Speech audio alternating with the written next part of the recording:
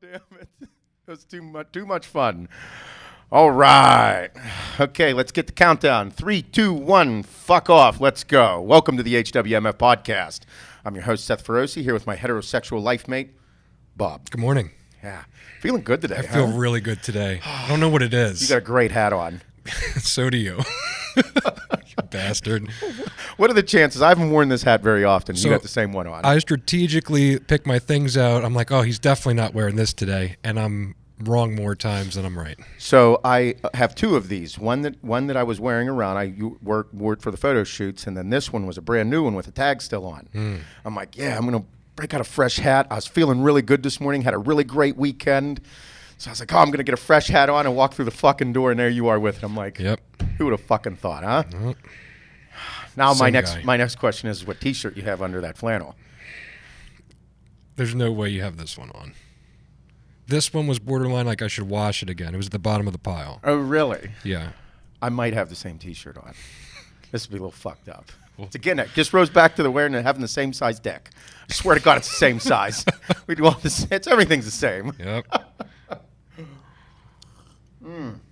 Man, is this coffee good? Oh, you'll find out sooner or later. I'm getting warm already. I'm already starting to sweat. I got my pump cover on. How about this one? This is like the most sought after pump cover right now. If I get another fucking email about white on red pump cover, I fucking love it. we'll probably bring them back. Yeah, probably gonna have to, huh? Pump cover. For everybody that doesn't know, the pump cover. This is a dumb idea that I always had that when I was younger, getting into bodybuilding, and I was watching all the videos.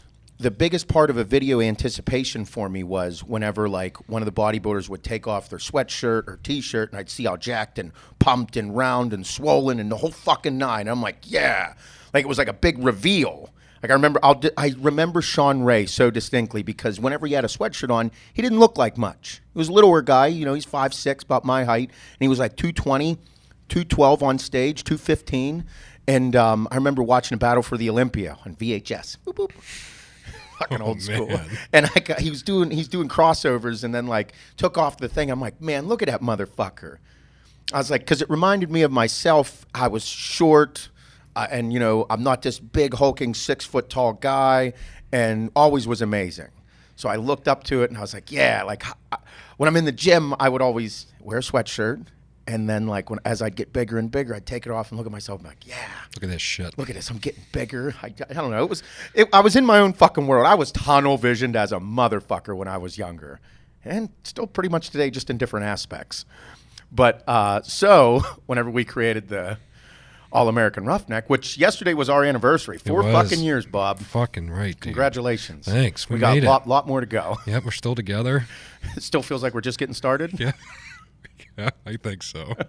But I was like, we got to make a sweatshirt about the pump cover, like because you get a pump going. You're gonna wear your sweatshirt. You go into the gym, get the sweat rolling, take your pre-workout, get all juiced up, feeling good. You get the fucking juices flowing, the blood flowing, starting to feel it, and then like you have a tank top underneath or like a cut off, and then you take off your fucking hoodie and you look at yourself and be like, man, I'm here, I feel good. Let's fucking go. And I'd always get like it'd always be like the second wind into the workout because I'd be like an exercise or two in, and then I was like, I want a shirt that says pump cover on it. And you're like, I remember when you said it. I was like, I thought all your sweatshirts were pump covers, and you're like, yeah, they are, but I want to say pump cover. And you're like, what the fuck am I supposed to do with this design? I think I did 12 designs. And I said no to 11. Said no, and you're like, just do it this way. Just write pump cover on it. I was like this? Yeah, that's it. All American Roughneck above it. I'm like, okay. Little did we know that it would be fucking this. I literally wanted to pull it. I didn't want to do it. I thought it was the greatest idea in the world. I know. And I do too. I love it because everyone is in it too. Mm-hmm. It's their pump cover. It's the thing they wear to the gym that gets them going. The different colors that we do, the schemes. I love it, dude. It is. It makes me feel so good that we sell so fucking. These things, thousands sell out in minutes. Yeah.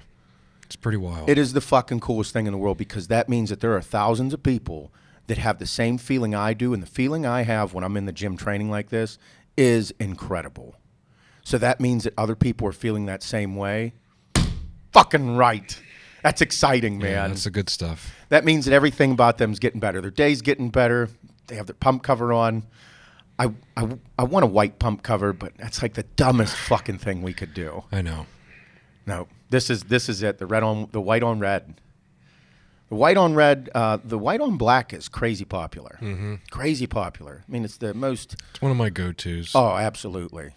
I also like the camo. Yep. Camo on black. I love my Christmas pump cover. I do cardio in the Christmas camo. Yeah. I do cardio in it all the fucking time. I do too. I think I do it because I don't like it. I don't like it, so I do cardio in it and fuck it up. And let me tell everybody, Bob hates gimmicky shit. I do. Fucking hates it, and I love it. I just can't get into it. I appreciate it. I just can't. I wear my black on orange pump cover, like the hunting pump cover, hunting look. I wear that. I don't know why I wear it a lot on shoulder day. I don't know why. I guess maybe shoulders is like my fucking intense day that I actually like love shoulder day. And you love orange? Yeah, I think it may. That's it. That's all it is. It's like I grab it all the time for shoulder day. Oh man, is it cool? We'll have to do a little something special with it for the Arnold. Oh, I know. Hey, that was a discussion for everybody. The Arnold's coming up very soon. That is we're fucking going all in, and I know we're going to do something very extravagant for the Arnold, Axe and Sledge-wise, and All American Roughneck. Mm-hmm. We're going to do an exclusive pump cover. Oh yeah, I can't fucking wait. Yep, I love it. Shit. Yeah, after last year. We fucked up, didn't bring fucking hoodies. Didn't bring hoodies to the Arnold. They take up so much room. Now that we got some room.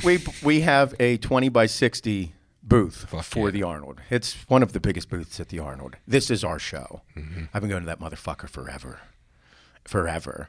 And now it's like we're going all in and going to give everybody that one hell of a fucking experience. Going to give everybody one of the bags. You guys are going to love the bags. Baggies. Oh, man. But no, fuck yeah, 4 years. Pump covers. Who'd have thought? And if anybody if you're new to this and listening, the pump cover is our number one seller. And whenever you want one, you have to make sure that you are on the site whenever we release, which is typically always Thursday night at 8 o'clock. Thursday nights at 8. Sign up for the newsletter at allamericanroughneck.com to be updated. We do not bombard you with fucking emails every day about bullshit. Nope, it's pretty much just to inform you about what's going on and just encourage you to fucking keep dicking them down and being a good motherfucker. About it. That's what life's about. Those are the emails I want to get. That's all I want. I just want to hear that, Seth, you're doing a great job. Don't fuck up. Don't forget. Better love your lady. And I'm like, man, so encouraging. Made me feel so good. Good man. Honey, this is great. I tell you what, dude, I had one hell of a fucking weekend. Yeah. All right, so we have Elegance Elite Gymnastics. That's the gymnastics that the gymnastics facility that we opened up. It's on the other side of this here. Hannah is she runs everything. She is an owner of the business. My daughters have been doing gymnastics forever, since Adeline was 4 years old. She's 12 now, so this is the 8th year doing it. She's a level 8. That's a big level. Gymnastics goes up to level 10. The girls that you see in the Olympics are elite gymnasts. I believe that there's only like 300 elite gymnasts in the nation, maybe less. Like, being an elite gymnast is they're animals.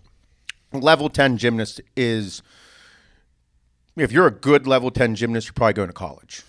If you're a big time level 10, you're going D1.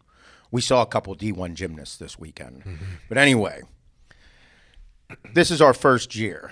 Hannah works her ass off. This is her passion. Elegance Elite Gymnastics is a passion project. We spent and invested all this money to create an environment for young girls to grow up in. Like, that's a big passion of mine because I have 2 kids. They've been through a little bit of shit, and you never know what other people are going through in life behind closed doors. So I said, as a parent, wouldn't it be fucking great to take your kids somewhere that you just know they love coming to build their self-confidence, build themselves up, come to an environment where they just feel good to come here and work hard. Teach the kids about a work ethic, structure. Listen, motherfucker, if you want to get on the podium, you have to work harder. But do it in an environment where you're building them. No negativity. just driving them, finding out who they are. It's not a, we don't have a ton of girls.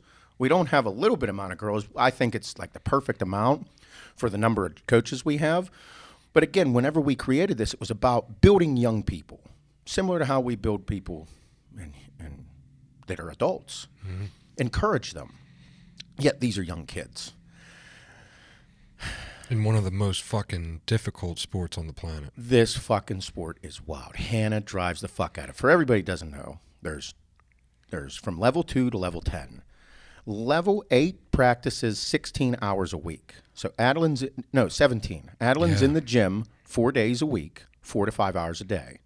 Emmy's a level 2. She's 5. She's in the gym 12 hours a week. Okay, 12 hours a week. That's a fucking 3 days a week, 4 hours at a stint, 3 to 4 hours. I think maybe they're 11 hours. We're talking about 5-year-olds, doing 6-year-olds. Twice the amount of time I'm training. Yes, training. Okay. This weekend, it was a huge meet in Erie, PA. It was a Stars and Stripes meet. 50 teams, 1,700 gymnasts. Wow. 50 fucking teams. Big meet. Big meet. Bro, this is the first year as a gym. These fucking girls threw down. These fucking girls threw down. It was so fucking cool to watch because we are a new gym. These girls left the gyms that they were at and came to us. Mm-hmm. So Hannah puts everything she got. I could not be more proud of someone. Like watching her and her dedicate time in with every single kid. Bro, it's hard when you just have your fucking kids to deal with. Yeah. She takes it to heart for all 31 of these fucking girls. I think there's 33 now, actually. Mm-hmm. Bro, the level 8s, this is a huge fucking meet. The level 8s took second at the whole meet as a team. Second. Bro. Out of 50? Out of 50 fucking teams, these level 8s took second. Fucking savages. Like, it is so intense because they're 12 years old doing backflips on the beam that's 4 inches wide. They're fucking letting it all fly out, running as fast as they can at a vault, and then just doing cartwheels and flips over the motherfucker. Bro, it was so intense. I'm sweating. It was crazy because I'm like thinking about it. But these girls know they're a young gym. They know where they are, and they stay determined. Adeline took third in her age group. The other two, Bryn and Natalia, in their age group. Natalia took first overall, and Bryn took third in that age group. Bro, you mean to tell me, like... Bro, it was so crazy. So crazy. Like, they're going up against gyms that have been established for fucking 30 years with big time everything, coaches, facilities. The one facility online, bro, it's definitely like $1.5 million, $2 million facility. Yeah. Then here we are. Fucking every single level killed it. Every single level was medaling, team awards. The level 2s are here. Emmy's a level 2. Mm-hmm. We have 5 level 2s. 5 of them. They're 5 and 6 years old. I think we have one 7-year-old. Mm-hmm. Okay. They took third as a team against girls that were 8, 9, 10, 11 years old. Oh, man. You fucking 5-year-olds took third. 5 and 6-year-olds, one 7-year-old took third to girls that are 2, 3 years older than you. Fucking awesome, dude. How does that no fear factor, like, at that age? It's unreal. Oh, man, it's so cool. Emmy does things that blow my mind. That little fucking bastard took first in every event again yesterday. Every fucking event took first. Floor, vault, beam, bars. First place all around. I'm like, so far she's had 2 meets, no seconds yet. Oh, man. I'm like, God, no. No.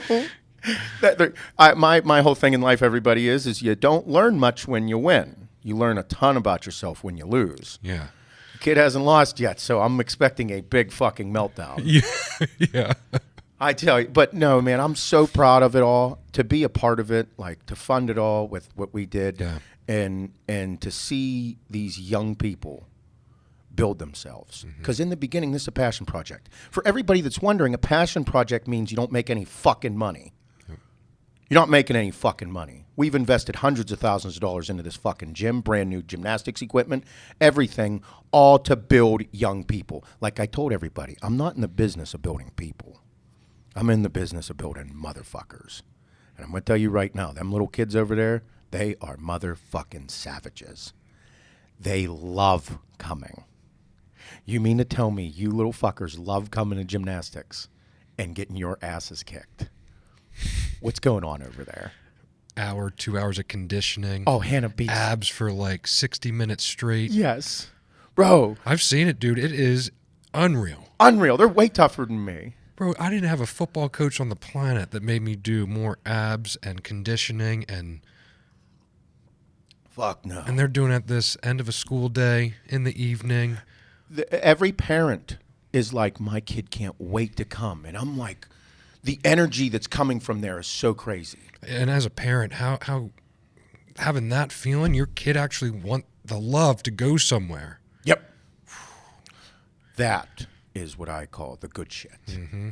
Because that means that there is something going on over there that is infectious for little kids. And we all know what little fucking bastards they can be. Mm-hmm. And a parent's biggest thing is they're at work all day, and then they have to hear their kids say, I don't want to go. And you're like, you motherfucker. Yeah, you don't say that. You say it in your head. I don't feel like driving you there either, but... Fuck you. Now, whenever they're like, my kid loves coming. Yeah. It's great.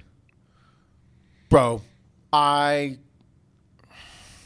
feel really good. Yeah. Seeing this weekend, and even... other judges, they were like, you guys are the first year gym. They're like, you guys putting something together.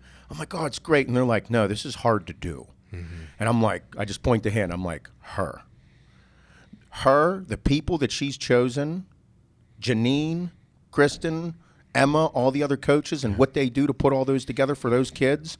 Every parent has no problem paying the fee for gymnastics. Yep. It's fucking awesome. I love it. Yeah, the stuff they do is... I mean, the little bit that we do on the back end to handle the business is this big compared to the difference they're making out there. It's so nuts. Cool. It's awesome. It's awesome. Man, I'm really proud of Hannah. I can't say enough. She's pregnant right now. She's going through pregnancy, gaining all kind of weight, freaking out. She's stressed out herself, putting an addition on the fucking house. I'm clearing land at the property. Kind of told her about it. Fucking massive dozer shows up, and she's kind of told her about it this morning. I fucking stressed her out so bad. She's like, oh, okay, what are you doing? I'm like, well, I'm kind of clearing all the land. When? Today. There's a truck bigger than my driveway sitting at the top of the hill right now. It's coming down. They're gonna go and do stuff. I fuck her up so bad. I am no peach to live with. I'm a fucking handful. And we're going away this weekend. And I got to go to Texas this weekend. That'll be fun. Good job. I love that woman. I tell you what, I'm going to say a couple revealing things and inappropriate for everybody. Man, okay, Hannah's like 5 foot tall, like 5'1", huge boobs, and she's always been around like 104 pounds, 103, like huge boobs. So the weight's there. So she's real tiny. And she has a little bit of a butt, but she has gained some weight because she's pregnant. All right, I've gained a good bit of weight too because I keep eating with her. I'm like, God, it's okay. And then like I go to do things like cardio real hard. I'm like, fuck, dude, I gotta stop eating. But anyway, Hannah put on a few pounds. This is revealing about me, not her. Man, her fat ass fucks me up. I'm a fucking like little kid again. I'm kind of embarrassed, but I'm like, I last as long as Conor McGregor's fight.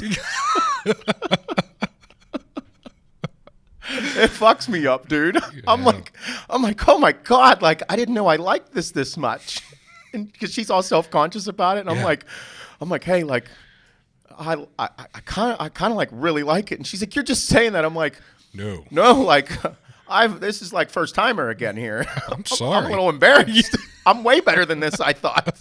It fucks me up. And she's like, so really? And I'm like, yeah, like I didn't know. I had no idea. It's a real thing. It's a real thing right now. Past 2 times it's been under 40. Oh, I fucking love it. Yeah, she's all self-conscious, and I'm over here just fucking, I'm not making it. Dude, that shit's a real thing. You get, your woman does something new and like throws you off a little bit sometimes. I love it. Like Kim's new hair. Gotcha.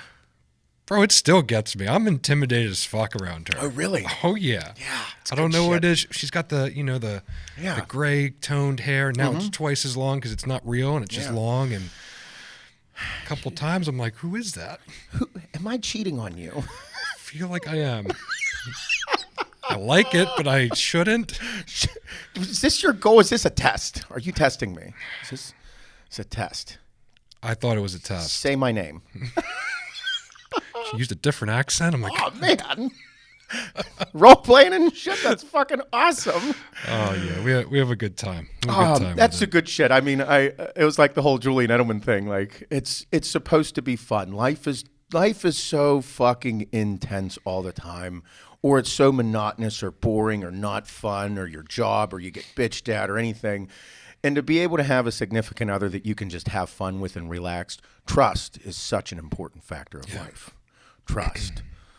Like, we're going away this weekend, and like most women, when their husband leaves, they get a little nervous about trust. Mm-hmm. Or whenever she goes out, like, hey, make sure you do this and text me, or what are you guys doing, and all this. And it's kind of like what Hannah and I have, like, we completely trust each other, which is something I thought I would never do again, given my previous relationship. Now, Hannah she's like, so you guys are going to Texas? I'm like, yeah, we're going to Texas. She's like, what do you got going on? I'm like, well, we got, events in Victoria, and then 2 in San Antonio. We have 3 locations in San Antonio, seminars, meet and greets, the whole 9. She's like, cool. She's like, who's all going? And I'm like, me, Mike, Bob, and Pat. And she's like, oh, that'll be a lot of fun. I'm like, yeah. and then I was like, and we got to talking about, I guess, this conversation about trust. And then we were talking about the Kevin Hart series. Yeah. And about how he has a similar 40H. He has like best friends that always watch out for the best. And she's like, no, I completely trust you. She's like, I know you guys are probably doing one or all of the 3 things. Talking about work. Yep. Drinking. Yep. And eating steaks at a steakhouse. I'm like, yep. I was like, I would much rather do that than go to a titty bar. Yep. I like money, steaks, and whiskey way more than all 3 of those things, because I come home, I got shit way better. Yep. I got filet mignon at home. I don't need no fucking bologna sandwich. Stinky vagina, nasty glitter. Get that out of here. Get that out of here. I'm going to go home and I got a fucking 12-ounce fucking bone-in filet sitting there waiting. I'm going to rub some butter on that shit. Ass a little fatter. Nom, nom, nom, nom, nom, nom, nom. Yeah, dude, no. So that was the thing. She's like, I know exactly what you're doing when you go somewhere. She's like, you're either going to be drinking scotch or Jack and Diets, work, and then you're all comparing steakhouses. Yeah. So that's what we're doing. I said, we're going to go meet all the fans, have a good time. I'm going to do my cardio, probably train, then go to a steakhouse. And judge the ever-loving shit out of it. We like doing that. It's Texas, so they're going to have fucking great steaks. I can't wait. Yeah, we had a good one last time we were down. Yeah, Steak 48, that was good. Fire Steakhouse. Yeah. I want to do like a giant, never did like a big, cowboy cut. I haven't done the tomahawk. Something. Cowboy tomahawk. Actually, I lie. I did do a tomahawk one time. Where at? I wasn't with you because you would have remembered it. I was with Kim. Yeah, for sure. I think it was when we were out in California somewhere I had it. Oh, really? Actually, yeah, it was a seafood spot, but they had They had the tomahawk. They had they had a select couple steaks every day, dry aged stuff that came in, and they had a tomahawk. I love it. But those big giant porterhouse or a Fred Flintstone steak. You might be too young. I don't know. You're not a movie guy. The old 96er from The Great Outdoors with John Candy. Anybody? Anybody? Damn it, I'm sorry. You motherfuckers. Look it up, Shane. Bring out the old 96er from The Great Outdoors. I'm not good with names. I might have saw it if I see. John Candy and Dan Aykroyd. The Great Outdoors. There it is. There he is. Oh, yeah. You've seen it? Yeah, I'm not in. No. I mean, it's an old movie, obviously. My dad liked to watch it. This is like boomer generation. Yeah. As a kid, I watched it. But no, the old 96er, he had to eat 96 ounces of meat.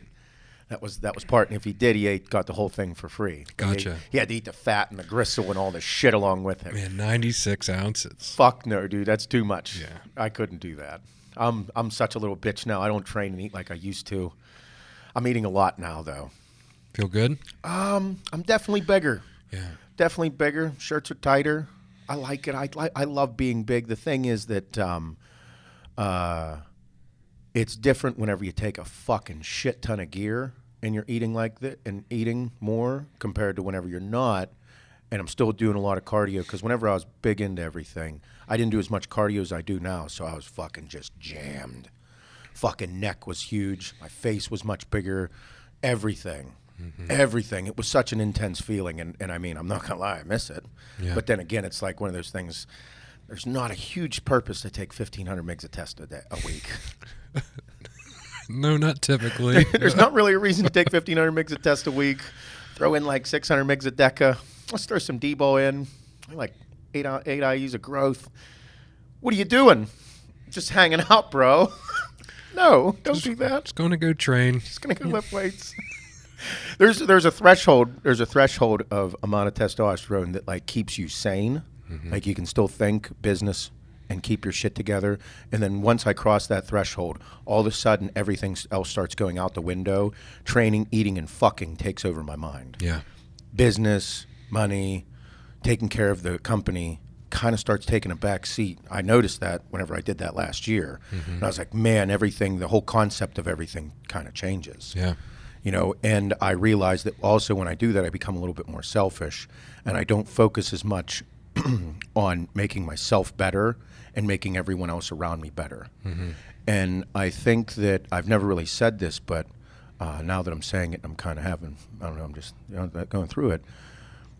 I find that so much more fun than focusing so much on myself to be 245 pounds. I think building other people and letting them know about how to encourage themselves to become better people is way more intriguing to me than 245 pounds. And I understand that there are some people that are influenced that way. But for me personally, I would much rather stay in good shape. I still love it. I still don't have all the screwed in properly. But I don't have a desire to, I do have a desire, I don't have enough drive behind me to do what I did previously. I like being where I am. I like being 230 pounds. I like being in shape. I like being stronger. I like the way I feel at this. Blood work looks good. Everything's good. I love encouraging people to fuck shit up daily. Like, there's really, if you're not building yourself and building other people around you, then what the fuck are you actually doing? You know what I mean? Like, if you're not, you got to think, like, as a bodybuilder and as an athlete, I didn't make a ton of money. I made okay money. But once I decided to look at this like a business and then build my own personal brands, because I do have quite the business sense to myself, that's whenever I started making real money. Because an athlete, pretty much all you do is you get mailbox money from your sponsors and you sell fucking steroids. That's what I did. You know, you get $5, $6, $7 grand a month, and then you sell fucking gear to make ends meet. Like that's the name of the game, whether anybody wants to fucking talk about it or not. I don't really give a fuck. But then whenever I was like, I have to make real money for my family because this won't last forever. You can't be this way forever. And anybody that gives me a name, they're like, well, what about Dexter Jackson? Okay, one. Out of the fucking 100,000 people, huh? And I don't know about anybody else, but I don't want to sell drugs the rest of my life. And even though it's like steroids aren't really fucking drugs, but they kind of are termed to the federal government. You'll be arrested and put in prison. I want to make real money.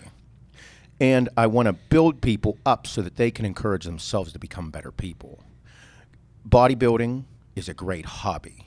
If you can turn it into a lifestyle, fuck yeah, do it. Understand you're going to have to work really hard, and I did those things, and it put me in this position, so I'm not harping on them. But I want to remind everybody that in order to make real money, you have to make a flip over to it. Or go risk it all and fucking go big. Go put Pablo Escobar, motherfucker. Which I don't fucking have a problem with that either. I ain't judging you. Fuck yeah. I mean, I thought about doing it. Then I realized, maybe not a good idea, Seth. You got 2 kids. Pablo get himself in trouble. Yep. But I think the great thing, the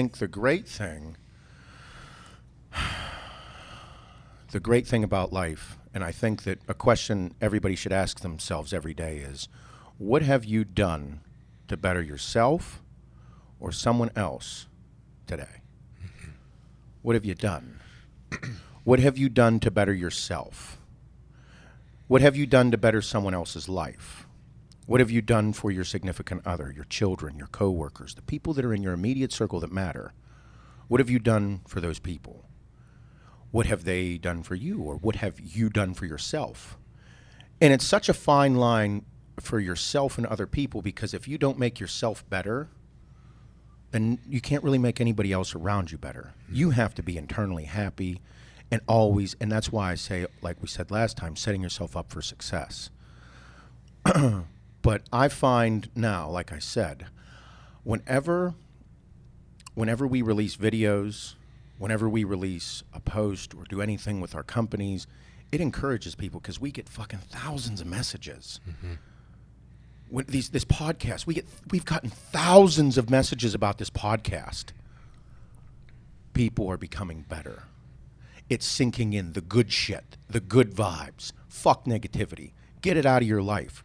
And that's why I say, what have you done for yourself today? Did you tell your wife she's beautiful today? That doesn't cost any fucking money. Did you kiss your kids good morning, goodbye, even if they were sleeping? Did you pack their lunch? Did you do something for them to let them know that you love them? And not all the time, everybody, you're not going to get the response that you want. And if you are searching for a response from someone else because of the deed that you did, you're fucked.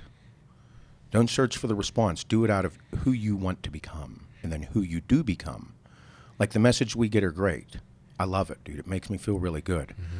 But whenever we get some hate, I don't let that stop me. No, don't do it for the response. Do it because you know you have good in your heart. You know who you are, you know where you're going, and you know what you want. Build people up to become better. Build yourself up. I'll never forget. Here's another story for everybody. I'll never forget the first step of having more self-confidence.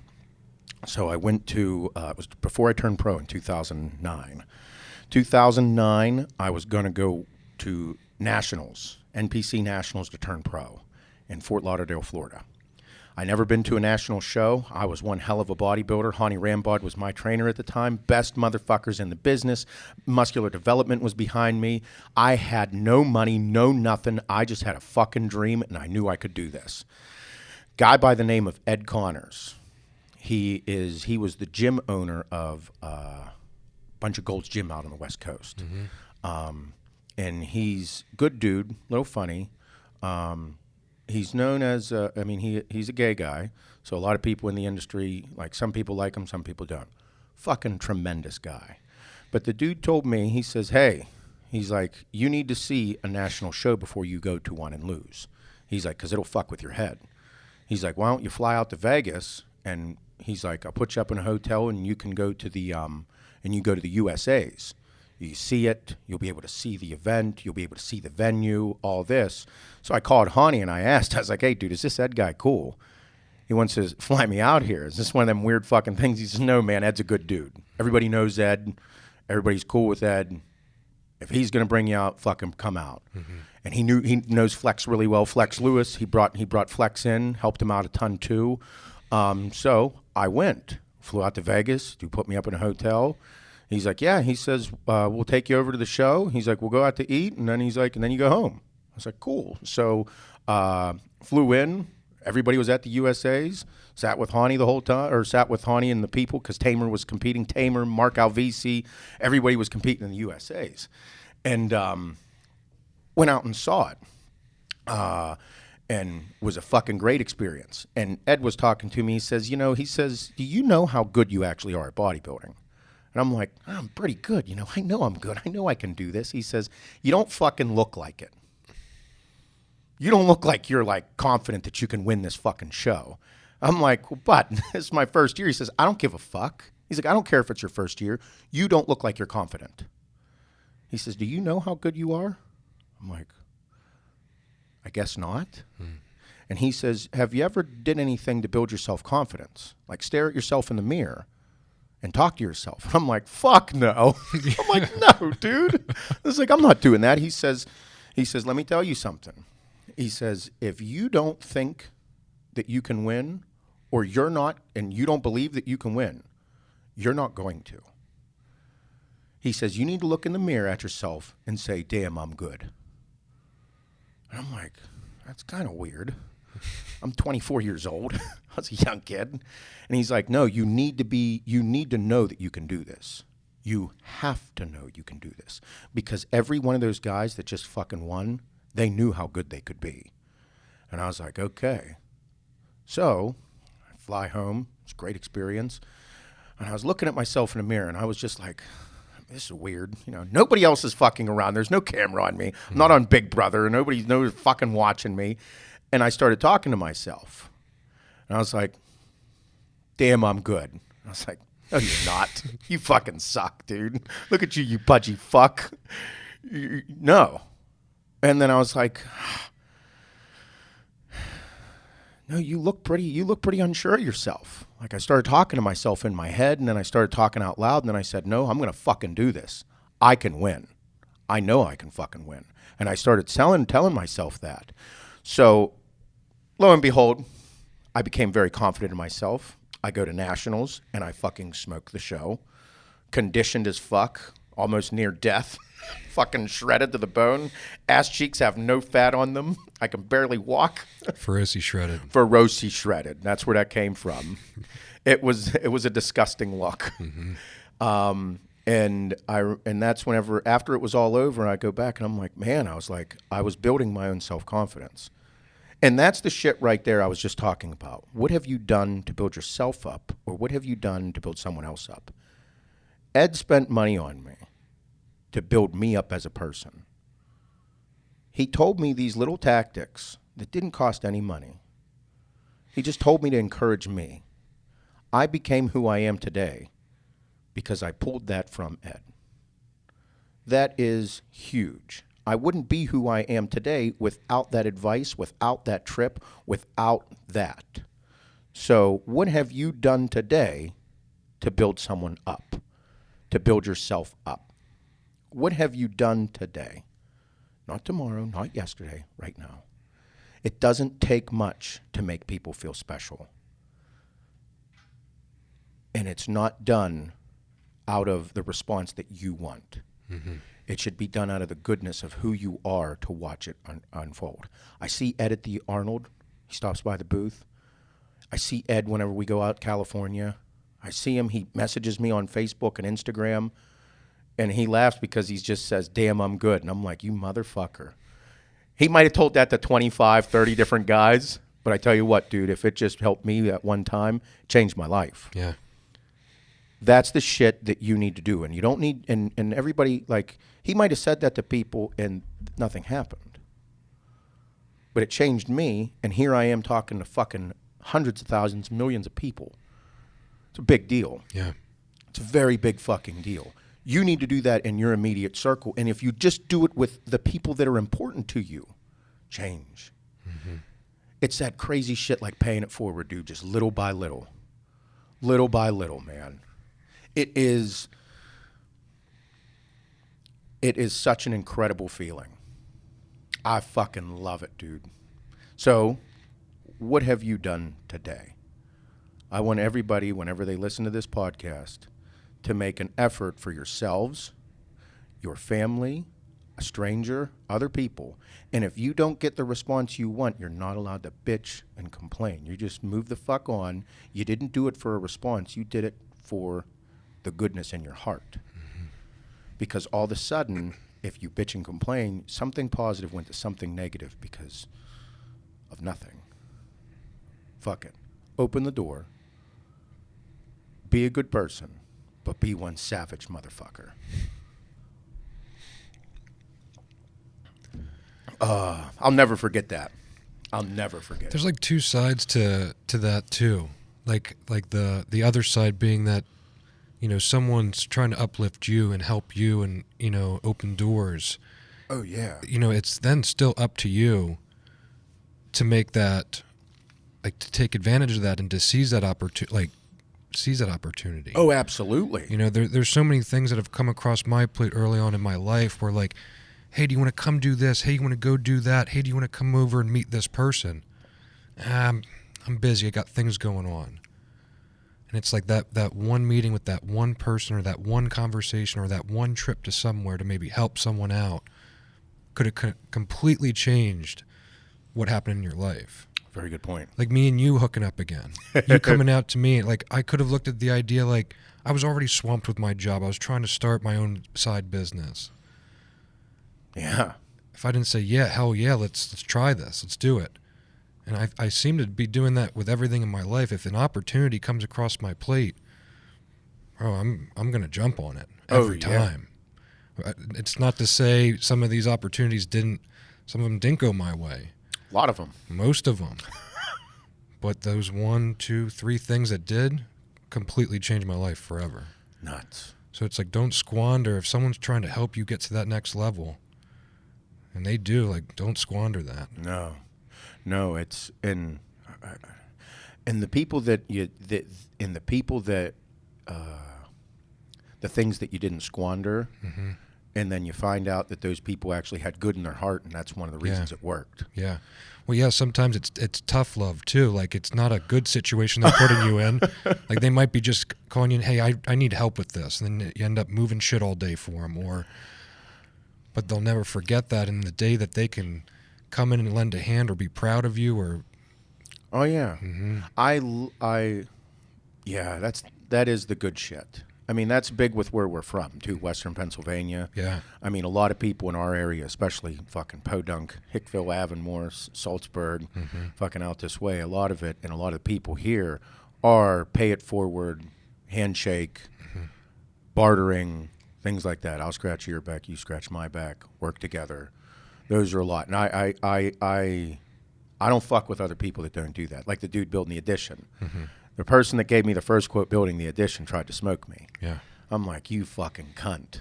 I get it. You either didn't want to do the job or you just saw me as an easy target. Mm-hmm. Other guy comes in, says, oh yeah, this is what we're going to do. So sure of himself, everything, gives me a fucking fair price. And I'm like, this is along the lines. And I was like, dude, just do a good job. I was like, I'll treat you well. He says, yep, no problem. Like, simple. Shake hands. Yeah. It was from a recommendation of a really good friend. So at the end of the job, I'm going to do something really good for these dudes, mm-hmm. like as indeservedly so. You know what I mean? But that because I'm gonna invite them back to do a whole bunch of other fucking work at the house. But it's and whenever they're over, like I told the guys, I was like, my house is your house now. I said you're allowed to do everything here, but fuck my woman. Okay, you can drink my coffee, you can have my snacks, raid the fridge. You guys are working on my house for my family. I don't take this lightly. You're welcome in here.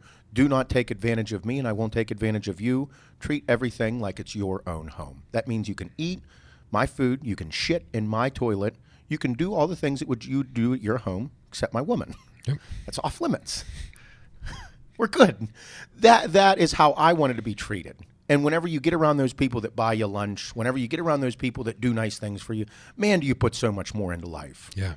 And I love it.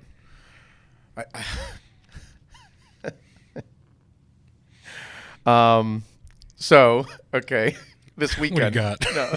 So, just talking about the construction workers and everything. And all right, everybody listening right now, this is a thing, like on this podcast, what I want you to do is I'm not going to ask much of people other than this. Spread this podcast to people that are the hardworking motherfuckers of America, of the world, actually. Fuck it. Of everything, the people that are the construction workers, the truck drivers, the fucking manufacturing workers that really aren't into fitness, but they're manly men. Spread this podcast to them because ultimately this is our goal with it all, so that we reach those people to just be hardworking motherfuckers. And over the weekend, everywhere I go, I meet a ton of fans. Mm-hmm. I mean, we've sold a fuckload of T-shirts and hats. Good bit. A lot, dude. So we see them everywhere. And Adeline just gets a kick out of it because she sees it. Hannah sees it coming a mile away. And over the weekend, like, people are listening to the podcasts. And they're howling, they're dying. They're like, you guys are a fucking handful. I'm like, yeah, we're just getting started. We're laying groundwork so people know who we are. We got guests lined up for the future here. The guests are going to be they're going to fit the HWMF lifestyle, that mindset. And a good bit of fuckery. So the one dad, he's like, dude, he says the guys on the job site fucking die. He's a concrete foreman, okay? Yeah. And he's like, they're fucking dying. He's like, I never thought that like that so many other people would just that you would be able to reach so many people like that. I'm like, fuck yeah, dude. I was like, whenever I was working construction and working around, this is what I wanted to hear. I wanted to hear real life motherfuckers. And it was just it was really, really cool to see because, bro, I think probably at this meet there was probably like a dozen guys that had AAR shirts on. No shit. Oh, bro, every restaurant we went to, the servers, cook, one of the restaurant, couple servers at another restaurant, the gym. The gym you found? Gym I found, there was half a dozen right away. The one guy looks over and he's like, Seth, he's an older guy, like maybe in his early 40s, mid 40s. I was like, yeah, and he says, I love all your stuff. He's like, little fucking obscene though. He's like, a little obscene. I'm like, God, that's just me. He says, I get it. He says, your message is great. He was a very well put together guy. Mm-hmm. You could tell he worked in like a white collar office type setting. Bigger dude though, still object, but he's just like, you go a little far sometimes. A little intense. I mean, and I was like, that's the wood shop coming out in me, you know, and I get to think about it. And that's why I'm saying spread this podcast, everyone, because I was thinking, I'm like, man, I'm watching the guys build the addition, the guys clearing the land. Bro, these are rough motherfuckers. Yeah. These are guys you really don't fuck with. Like kind of the type of guy that like, they're working out in 20-degree weather. If you hit him with a 2x4, you better hit him hard because you might just piss him off. Yeah. And I'm like, that's kind of who I am. Like I grew up like, you lay block all day for weeks on end, you become a pretty tough motherfucker. Yeah. Okay? Yeah, different strength. I know I had a different strength whenever I laid block. Mm-hmm. When I was laying block building walls, fucking using my hands all day, my fucking fingers were twice as wide, my hands were way rougher, and I was very strong. Picking 80-pound blocks up. Yep, all day, carrying them over. I've got to move 4,000 block today. Pallets a block. You're a strong motherfucker, okay? And I'm like, no wonder I have so many bad health habits. Because I know that whenever I was working outside, moving block, all that, all I wanted to do was fucking have a cigarette and a beer later. Yep. And I'm like, okay, looking at the guys building the addition, they smoke fucking cigarette after cigarette. Fucking hard dudes, just rough dudes. And I'm like, and it got me thinking, I don't think there is one, or there's probably one. The majority of construction workers, hard labor guys, have at least one bad habit. One bad health habit. Yeah. They either fucking throw a massive dip in. Yep. Fucking huge. Fucking smoke cigarette after cigarette. Drink monster after monster. Yeah. Mountain Dew. Mm-hmm. Eat absolute dog shit food. Or they don't eat at all day. Like, I mean, we're talking really bad health habits. Yeah. And it's in that construction industry. It is. Mm-hmm. Construction, hard labor, like, that's just what it is. There's the one guy, like, you know, he's just, the dude don't eat all fucking day. That's my dad. All you do is see him. He smokes cigarettes, cigarette after cigarette, probably drinks iced tea all day long, or Mountain Dews, or drinking coffee, legitimate coffee all day. Yeah, Has big thermos of coffee all day. One or two of them. Yep. Like from 7 a.m. to 5 p.m., same fucking guy. Cigarette in his mouth, coffee, drinking all day. All day. Doesn't eat, just works. Yep. And you're like, are you okay? Are you going to die? How the fuck are you still alive? You're 60, dude, and you're still working harder than me, and I'm 25. Yep. Or the dude that, like, he'll show up and he'll just be fucking have that 1 liter of Mountain Dew. You get into his truck and he's got like fucking 7 cans of chew on the floor and a bunch of Mountain Dew bottles. And you're like, bro, how the fuck are you alive? Like, do you know what your insides look like? Do you still have gums? Oh, yeah. Or the truck driver that don't smoke, don't chew, just eats like shit. Yep. Fucking tasty cakes. Fucking hot dogs. Bro, it's the real thing. It is. And I remember because I was like, I always ate well, chicken, rice, apples. Mm-hmm. In 2012, 13, 14, whenever I was doing landscape stuff, that was it. My bad habit was I always just wanted to fucking smoke. Like first thing, I'd have a smoke and a coffee, cut grass all day. If I was cutting grass, that was what I did. Like, that was my bad habit. I'm like, I'd eat healthy, I'd drink fluids, drink all my water, all that stuff. But my bad habit was that. I think that along the lines in a lifetime of a construction worker, excuse me, everybody had a bad habit. And let alone, I didn't even bring up the horrible ones like fucking drugs and alcohol. Yeah. Fucking dude that shows up shit-faced every morning, or dude drinking vodka on the job, or the crackheads that don't have a fucking anything. Like, it's fucking insane. Mm-hmm. Oh, man. So what is that all about? Why does it go so hand in hand, at least one bad habit? Because it's fucking stressful. That's why. Fucking stress, motherfucker. You go lay concrete all fucking day. Oh, yeah, you go fucking build block walls all day. Yep, I'll be smoking all day. Motherfucker, right? Yep. You'll be like, I remember after a long day, I'd be like, all right, so I got to do this again tomorrow. Driving home covered in fucking dust, covered in shit, driving home 6 o'clock. Did I eat today? Oh, motherfucker. I don't know. Did I? I'm like just having a smoke being like, God damn, dude, this was tough. Okay. All right, tomorrow. I said I was going to be there 6 a.m. Fuck, dude. It's like 10 hours. Yeah, dude. Yeah. That's where the bad habits come from. But I mean, you know, and then you go home and you got your kids and your wife. And it's a grind, and that's why this podcast to me is so important, to talk to those guys and spread it to all them, because I've done it. I've done so many different jobs in my life. Oh yeah, like your dad, like you were saying, your dad smokes. Oh yeah, tasty cakes. Yeah, it caught up to him. It caught up to him last year. He had some health fucking problems, and nothing crazy. He had a hernia, had hernia surgery. That kind of fucked everything up. But then him not eating all day because he just works. Works. No food. Doesn't eat all day. Maybe a pack of crackers. What, like the sandwich crackers? Yeah. Like the six-pack? Yeah, you get at a gas station. Oh, yeah. That's the 50-cent ones are like 79 cents? Yeah, they're at the counter. Like, they're not the good ones. They're the shit ones. But, yeah, that was him. That was his routine. Every morning, go get a half-gallon iced tea, a pack of smokes, maybe a banana, and a pack of crackers. So he'd go all day drinking iced tea, smoking cigs, getting a ton of fucking work done. Yeah, well, that's the goal, making the money. But then come home for dinner, he'd eat one meal a day. He'd sit down and eat dinner every night. But that's it. He'd big-ass fucking meal, bunch of sweets after his meal. He's a sweet guy. That's where you got it, you fat fuck. Yep, that's it. My dad can eat anything under the sun and not get fat, though. Get out of here. Oh, yeah, I got the fat genes. He's good. He can. But, no, he didn't take care of himself, so had some couple health problems, started eating, started drinking, staying hydrated, and he's like, Bobby, I feel so good.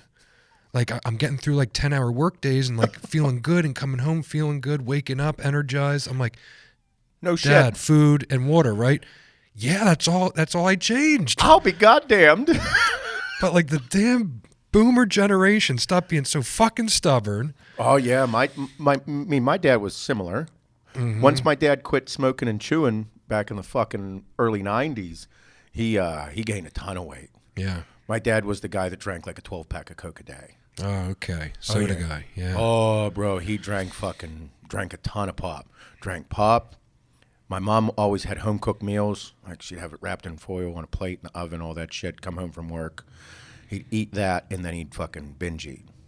Ice cream chips, salty, sweet.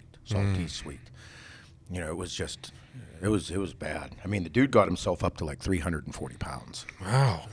Oh, my dad was, oh yeah, my dad was really bad like that. Because, you know, again, wood shop. Yeah. What was dude's bad habit? Eating. Food. Fast, quick. Oh, bro, and he wouldn't eat much all day. He'd do fast food in the morning, mm-hmm. and then that was it. Wouldn't eat all day. He'd just be working, and then he'd drink pop, and then come home, whole big meal of food. Like my mom would make a family style meal, mm-hmm. really good, and then binge junk all night with Coke. Yeah, Coke chips, sweet ice cream. Like, bro, it was really bad. Mm-hmm. Put himself at 340 pounds, and then maybe 10 years ago, like 8, 9, 10 years ago, his neighbor fucking just played 18 holes with his daughter on Father's Day. Mm-hmm. Or it was a few days after Father's Day. She bought 18 holes for him to go daddy-daughter trip. Mm-hmm. Bro got into his fucking truck, stepped up in, had a massive heart attack, fell over dead right in front of his daughter. Mm. My dad called me that day. Yeah. He said, hey. I'm like, what's up, Dad? Yeah. What's up? And he says, you need to help me. And I'm like, what's wrong? Yeah. I was like, what do you need? And he says, I need to go on a diet. I'm like, no shit. Hey, maybe. You fuck. He says, Denny just died. And I'm like, God damn. I'm like, oh, Denny died. He says, fucking stepped up into his truck, had a heart attack. Fucking massive dude. Big guy. Big belly. Fucking dude was a phenomenal person. Just an outstanding guy. So it hit my dad really hard because they were neighbors for fucking 25 years. Yeah. And then, so I went over and told him, and I was like, Pop's gone. Yep. Took all the pop. My mom took all the pop to work, got rid of it. Dude lost like 30 pounds within maybe like 15 days. No shit. Just by cutting. Just stopped drinking pop and eating a little healthier. And then I told him how to do everything, got his blood work done, looked at him. He got on some tests and little HRT, and he started doing started exercising, and all of a sudden, motherfucker's in shape. You know, he got himself down to like 190 at one point. He was working out like an hour and a half a day. Yeah. He got test in his body again. Thought he was fucking Superman. Like a spring chicken. All the fucking sudden he started working more. He thought he was like 30 again. He's like, I lost weight. I'm taking tests. My dick's hard. This is great. My mom's like, what the fuck did you do? And I'm like, I didn't do anything. I'm Mom. younger now. And he's like, and then all of a sudden she's like, he's working harder. He's fucking his hip up. So like 3 years after this, he has to go get a hip replacement. Because he's working too hard. Fucking asshole. So yeah, but no, that was his bad habit. It was good, but yep. Oh, everybody's got one, dude, and it's something to overcome. Like, I mean, I still have my fucked up habits. Oh yeah, me too. Oh yeah, everybody does. It's just a matter of making sure you minimize them for the better of your life, longevity, all that. I can't take a bunch of gear because it's going to kill me. Like, no, it won't. Well, guess what? A little bit won't, but a lot will. Yeah. I'm pretty sure a lot will. Yeah. But yeah, it's been good. I'm excited. My dad has to go get another hip replacement. The other one? The other one. Okay. Yeah, he's getting the other one done next week. Yeah. Oh, shit, right. Yeah, then he says he's going to retire, which is a fucking lie. Come on. My dad's not retiring. Fuck him. I've known your dad 4 years now. He's been retiring all 4. It was the first thing we talked about, I think, the first day I met him. Oh, yeah, gonna retire, Yeah, this is the year. This is it. You know, I'm scratching the head. He's doing this. This is my dad.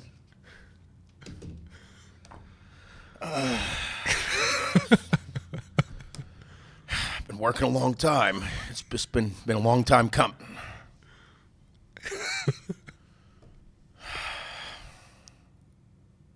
Just the fucking wide eyes. Yeah, the wide eyes. Whenever I see the wide eyes coming, I'm like, it's either a good thing or a bad thing. It's like letting you know I'm staring into like my past and what's happened in my life. And where I'm going to be going. Like, you really fucked this one up. You are one dumb motherfucker sometimes. I know, Dad. I'm your son. You are. Fuck. Every dad has that look, that mood, that. Oh yeah. Been saying it for years. Adeline knows mine. Adeline's like, whenever the wrinkles come out, Dad's pissed. Oh. Wrinkles in the forehead. Yep, there My they forehead are. starts to wrinkle, and she's like, do you think like your wrinkles don't go away now? I'm like, what the fuck do you mean they don't go away? So the wrinkles in my forehead. Yeah. She's like, do you think it was because you were mad for so long? It just stayed. It's stuck. It sticks because there's wrinkles just all the way across. I'm like, you motherfucker. Because, for about 3 years, it was pretty rough at home years and years ago. And she thinks that like I was so mad and in such a bad mood for those 3 years that these wrinkles will never go away now. I mean, she's kind of not wrong. That's why they're there. I don't think they're going anywhere at this point. It's fucking. She's a riot. Brutal. Dude, she is a fucking yeah. She says the things at like I guess the best time or the worst time, like when you're just sitting around and just hits you with like a. Oh, bro, her goal is to fuck with you. I love it. That is my child. She is me. She is. She says inappropriate things to people just to bust their balls and get under their skin, like firing Ethan. Like, she's fired Ethan so many times. Every time she sees him, why are you still here? I thought I fired you. Everybody fired you. You shouldn't be here. And then the stare down. across the arms. Fucking and then whenever you guys were coming in years ago, Bob and Jay would come in, and she's like, "Oh, is Uncle Bob and Aunt Jay coming?" I'm like, "Did you just call Jay Aunt Jay? Like he's the woman of the group." Fucking asshole. Oh, that child. Oh yeah, she's relentless. I love it. Oh yeah, she's a rough one. Mm-hmm.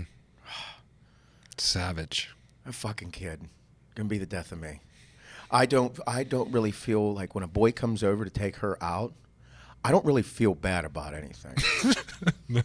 No, they're fucked. Yeah. I feel bad for him because I'm like, okay, dude, she's gonna judge the fuck out of you against me. Okay, she thinks I'm the coolest thing. I might be one of those dads that maybe I'm in like a honeymoon phase because she still thinks I'm cool, and as she's getting older, but when a dude comes over, she's gonna eat him alive. I'm just gonna be like, bro, good luck. I hope you have thick skin, and I hope you brought your dad's credit card. She's gonna spend your money, and she's gonna fucking bust your balls. She might even tell you that your dick's small just to fuck with you because she knows that that's what we talk about and joke about. Like she's a half a dude. She's gonna fuck with you, bro. She will fuck with you. Oh, guaranteed. Oh man. She's relentless. She is. Oh, I raised her really hard. Yep. Three quarters, maybe even full 7/8 is my fault of all of her bad habits. There's good ones though. Yeah, there are some really good ones. Adeline's a sheepdog. Yep. I have that sheepdog mentality with my people. She has that sheepdog mentality with her and her people. Yep. I learned that whenever she was young. Yep. Her and Emmy, my God. I think when it was third grade. In third grade, I want to say third or fourth. Maybe it was fourth grade. So I was waiting for her to get off the bus. And I was waiting for her to get off the bus. And all the parents were there because we lived in a neighborhood at the time. And she gets off the bus. And all of a sudden, like, she's shaking. And I'm like, bro, what the fuck is going on? She's shaking. And I'm like, she comes over. And all of a sudden, the kids are like, Adeline beat the bully up on the bus. And I'm like, holy fuck, dude, what's going on? I'm like, Adeline, are you okay? Like, is everything cool? And the kids are all like, it was so great. And I'm like, what the fuck is going on right now? These are like 8-year-olds, you know, 9-year-olds, 8, fuck. And then Weston, her best friend, he's like, she punched her, she beat her head off the wall. And I'm like, Adeline, like, what's going on? Slow down, everybody stop. So it turns out on the bus there was a girl that was a bit older than everybody, and they were riled up. I only got one side of the story, but they were all riled up, and this girl was kind of a bitch on the bus apparently, this young girl. I don't know, maybe she was having a hard time at home, whatever, but maybe somebody was instigating her, but nobody really liked her because she was mean to all the kids. And she was older, like a few years older, and apparently she hit Weston in the nose. So the bully girl hit Weston in the nose, and Weston's a boy. Weston's raised well. He knows he can't hit a girl. Hit him right in the nose, and he starts crying. Like the water, the tears, the whole thing, all busted up. And Adeline saw this occur. Adeline and Weston have been friends since they were like 2.5 years old. So here comes Adeline, out of nowhere, goes over and just cracks this girl right in the face, and then takes her head and jacks it off the window. Starts hitting her face off the window, and she's like, you don't hit people, da da da da da, like starts screaming at her, and the girl pushes her away, and Adeline leaves, and all the kids on the bus are like, Oh boy. oh boy. So then the bus stop comes, the kids get off the bus, and this occurred, and I'm like, holy fuck. I'm like, Adeline, like, oh no, like, what do I do at this point? As a parent, I'm like, do I be mad or do I be happy? Because you pretty much been listening to me this whole time, like this is what you do. Anybody fucks with your friends, you fuck them up and have their back. So she did this, and Adeline let the kid have it. And I'm like, fuck, here we go, dude. I'm like, in this society, am I going to get a fucking phone call from the police that says my kid's assaulting somebody and this and that? I'm like, like they're still kids. Like we did shit like that forever. But like, nope. I talked to one of the guys at the gym. He's a cop. I was like, hey, dude, I was like, my kid kind of hit somebody's head off the wall on the bus. And he's like, okay. And I'm like, am I going to hear any shit, or how do I go about this to make sure everything's okay? And he's like, If we don't hear shit, everything's fine. I'm like, oh, this is great. Fuck yeah. He's like, if you get a phone call, we might have some problems. So I was like, okay. So I told Adeline, I was like, if anything happens, you might get in some trouble, this and that. I was like, I got your back 100%. I was like, I told you, if anybody fucks with your shit, you fuck them up. Don't fuck with my people. Don't fuck with my money. Don't fuck with my business. It's Adeline. Yep. So that was whenever I was like, okay, Adeline's got the shit. Yep, we got a savage on our hands. Yep. I was very proud that moment. That's why I'm you called me, I remember. Yeah, I was really excited. You were excited. It's like, oh man, like you can't ask for much more. Kid protecting her friends. Sheepdog Mentality. It is, yeah. I believe that is a quality that most people should possess, especially men. They should possess that. That is, it's a commendable attribute, in my opinion. And yeah, everybody that I typically hang out with has that mentality. Don't fuck with my shit. We're really cool. Just don't fuck with my shit. It's that simple. I love it. Oh man, I'm hot. I'm gonna take this off. All That's right. exciting. Pump cover. Uh-oh. Oh, the shirt. We're gonna see which shirt. I'm almost 1, 2, 3. Just get the fuck out of here. Simple T. Yeah. I have that on. I'm you don't. I'm wearing that shirt right Fuck now. off. I'm fucking,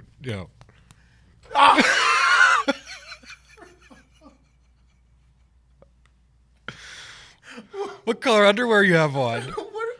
What are Okay, now I'm sweating. what are the chances that you have on that fucking shirt? The same one. The cursive on the back. Yeah. I don't even know what's on the back of this Yeah. one. I dug this from the bottom of the pile too. I have a drawer. I rearranged all my drawers for all my Simple Tees. I have a drawer dedicated to Simple Tees. This is one of my favorite shirts. I like the simple shit that we do. I love the Simple Tee. That's why we created it. We created it for the simple shirt, has our logo, lets everybody know. Axe and Sledge, Yep. All-American Roughneck, the two hardest working tools in the world. Swinging axe all day. Guess what, motherfucker? You're going to remember it. I can't get over this. I'm telling you, our dicks are definitely the same size. Probably the same color underwear on today. I don't even know what I did today. Had traveled over the weekend. I like wearing my stripes. Whenever I'm good dick day, dude. Yeah. When I'm having a good dick day, I make sure I let Hannah know. Oh, yeah. What's up? Hey, what's up? I'll walk What's around. up? I'll fucking purposely walk around in my underwear for a minute. Oh, yeah. No shirt on. Make sure I'm like, got a little strut to me. And she's like, I see you. And I'm like, just making sure, babe. Yep, just letting you know. I'm going to put it away. They're like gray. They're gray. Like design gray. Okay. Some type of. Mine are gray.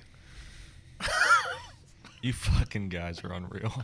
They're shaped like Jesus Christ. They're gray with a black band. I got a black band with gray. There's a little bit of red in the band, too. No red. Okay. I think the only thing that you and I do different is socks. We definitely do different socks. I'm a big sock guy, like a high sock. I am, too. I wear black Nike dry fit high socks. Oh, really? Yeah. Because my feet sweat, and they don't sweat in those. Oh, okay. You're a sweater. Or I use the white Hanes. They're like cool dry or something. Pretty good. Awesome. Yeah. I just got a text message from the one contractor, the guy doing the addition. He says, this dude destroying the trees with that machine is fucking awesome. Whatever's occurring at my house now has to be really cool. So this guy's rampaging. Bro, he's got to clear 2.5 acres. All the brush and everything they're going to pile up, and I'm just going to cook. Yeah. And then I'm taking all the firewood. He's separating all the firewood and making stacks for me. So he's clearing 2.5 acres. clearing 2.5 acres. How long does this take? Bro, this dude told me like a week. What? I said you're full of shit. He clears big property. Yeah. Like he has a big operation, so it'll be good. It'll be exciting. Yep. Well, It's the next step. I know. I can't wait to build a garage, put a bunch of fucking toys in it. I didn't think they did that shit this time of year. I think this is the time of year to do it. Yeah. I guess everything's dead and weeded out. Yeah, dead, weeded out, and then the ground's not as soft. Like in the spring would be a fucking nightmare around here. Run with a all machine the water around it. Yeah. Pretty exciting weekend with the cowboy fight, huh? Cowboy and Conor. Really exciting. Me and Kim ordered it at home. You did? We never order fight. You don't? No, and we didn't want to go anywhere. Because like we were talking with Pat, and then I knew Zach and Shane talked about going to the casino. I'm like, I'm not going anywhere. I was like, I want to cook dinner. I want to cook steaks. Those were those 2 good steaks you saw. Yeah, you posted. And I was like, let's order the fight. Just stay in. But yeah, it was a bunch of good fights. I didn't watch all of them because everything going on with gymnastics, but I watched a Conor fight. And, okay, he's back. That was impressive. Fuck yeah. People were I saw some stuff saying that it was a staged fight. I don't think it was fucking staged. Bro. I don't think Conor McGregor, his hands are like fucking cinder blocks. Like he's notorious for fucking just that left hand that just, bro, cracking people and just melting tough motherfuckers. Like I think we all forgot because he's been like, he disappeared. He's lost his last few fights. And then, I mean, Shane's a huge MMA guy, so we'll get his take here in a second. But I think, me personally, I kind of was like, did him making money like make him a little bit of a pussy? Did the money get to him? Making hundreds of millions of dollars. Did it get to him? Did he lose his edge? He fought Khabib, and that was a little bit of a nightmare, and he said he was drinking every day for proper 12, and it was just old school thing. He knew it was really dumb, and that was fucked up. And Khabib's a goddamn animal. That dude's toughest son of a bitch in the game right now. I'd be a little nervous about him. But McGregor is no fucking joke. I definitely underestimated him. I figured he would win, but what he did to Cowboy was, bro, it was intense. His face was jacked up, dude. Bro, he was fucked up. Yep. Fucked up. Yeah, I'm on the McGregor. I'm back. I'm in. I'm like, yeah. Next How can you not enjoy it? Like, $80 so fucking cool. million dollars. Yeah, I mean, Cowboy wasn't ready for that fight at all. I don't think he was. I don't know what he was expecting. I don't know. Conor went in there. I mean, his hair still looked great. Yeah. After he was done, it looked like he was just like, bro, he fucking whacked him with his shoulder 4 times in a row and fucking disoriented him. And everybody's like, oh, his shoulder. I'm like, okay, how about we get into a clinch and I'm going to fucking shoulder you right in the nose 3 times. Let's see how that goes, okay? You ready? Let's go. You hit me in the nose with your fucking shoulder, and I'm going to be like, oh, fuck, and then get cracked by one of that dude's lefts. Yep. He didn't hit him with a left. No, he did. After they separated, he kicked him in the face. I mean, he hit him with the shoulder, backed away, kicked him in the face, and then his left hands, he hit him in the side of the head. Oh, yeah. Like right behind the temple on the back side of his head with a left. Just because you didn't get hit in the fucking face doesn't mean it didn't hurt. Yeah, right. Bro, that dude's left is nuts, and he just started fucking hammering him. Bro was disoriented from the gate with the shoulders. And then, like, kind of gained his bearings, but you got your bearings back within 6-7 seconds? Fuck you, no you didn't. And then he kicked him right in the face. Like, it was a hard high kick to the face. Yep. That game plan was unreal. Oh. Like, he went in there looking to I remember him saying in the press conference, he was like, oh, yeah, I'm trying to put in rounds and everything. I was like, get the hell out of here. No, you he's ain't not. putting in rounds. He fucking ate him alive. We had a bet going on in the office. Shane won. Yep. Yeah, you called that one, Yep. Shane. Pat and I said first round, and Bob and Mike went after second round, or it was just after. No, yeah, we just said it was not a first round knockout. I did not think that he would knock him out in the first round. TKO. No, I mean, I was telling them yesterday, a happy fighter is a dangerous fighter, and McGregor's happy right now. Okay, listen, that dude has hundreds of millions of dollars. Proper 12. I'm going to guess that, I don't know, we could look it up, but I'm going to guess Proper 12 is going to be billions of dollars. I think it's in the high. It's everywhere. It's over $500 million. They've done $500 million. They had to have. Gross revenue.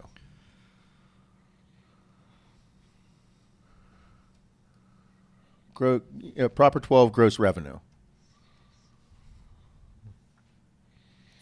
Let's see. I mean, I wouldn't imagine that. Oh no, it is young. It is a young brand. Young. I mean, I wouldn't say. I'd say that it's got to be. It's over hundreds of millions of dollars. Yeah. Has to be. But either way, here's the thing. You get over $100 million for fighting Mayweather. You get 50 for fighting Khabib. You get 80 fighting this one, and you're making $100 million from fucking Proper 12. Listen, dude. you're going to have a little bit of a different feeling about life in general.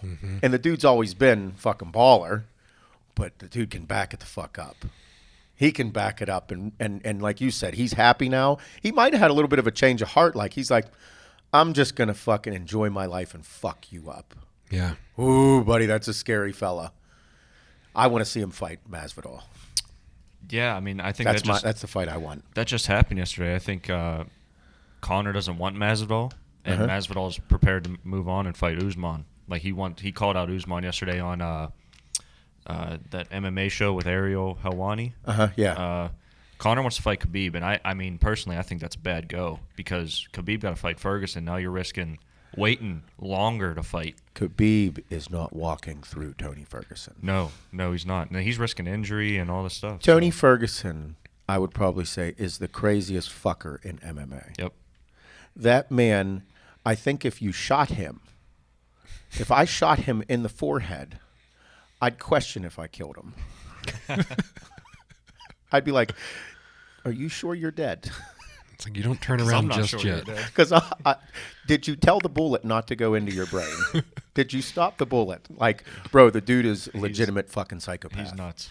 He definitely has a couple screws loose, and then I think that getting hit so many times, he's going to have a pretty bad case of CTE.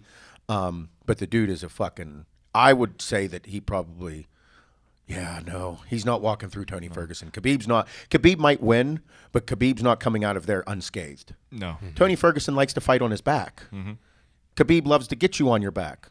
Oh, bro, you're going to get fucking elbowed in the forehead number of times by Ferguson. It's going to be scary. I'm so excited. I love that shit. Fuck everything. You know what, dude? Here's the thing that everybody needs to realize. Whenever it comes to fights or entertainment, you got to entertain people. Like, I don't give a fuck if you have the belt. If you have the belt and you're a great fighter, good. But are you entertaining me? Because if you're the best at what you do, I respect you. Good job. But if you're going to take my money, if I'm going to pay the $60 fucking dollars or $65 to watch this fight, I don't want it to suck.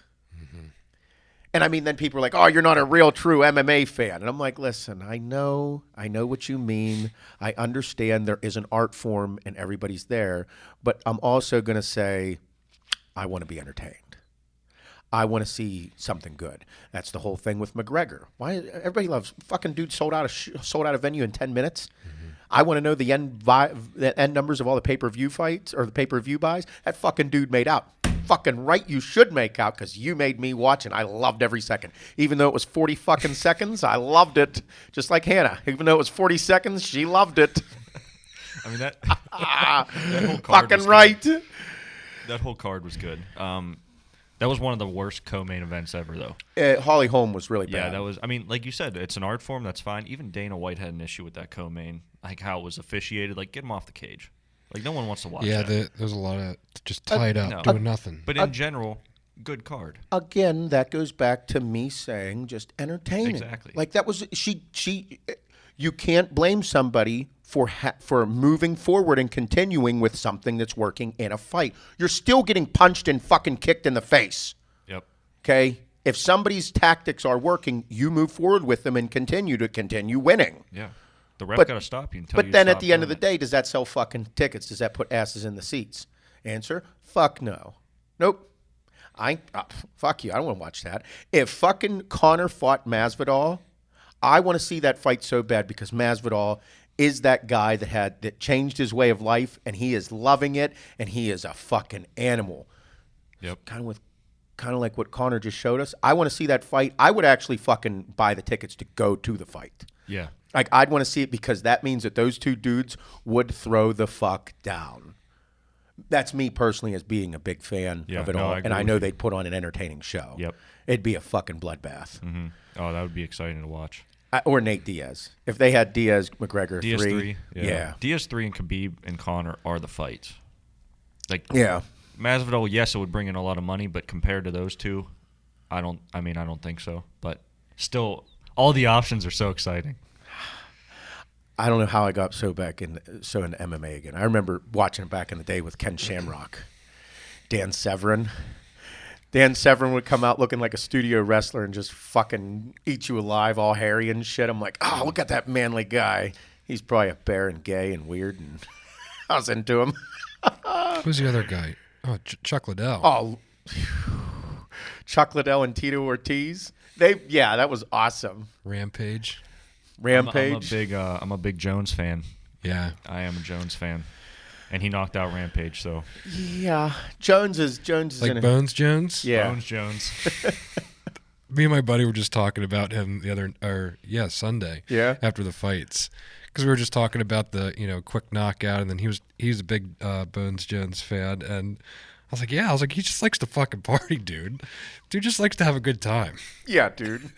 He was sponsored by Muscle Tech when I was sponsored by Muscle Tech. Oh, yeah? Yeah, in Vegas. Apparently, like, he was, because at the Olympia, he came in for it, and he showed up at the booth. And I'm like, okay, this dude's showing up at the booth. I'm like, all right, we'll see. And the dude he got in, and the athlete manager was like, this guy's a fucking handful.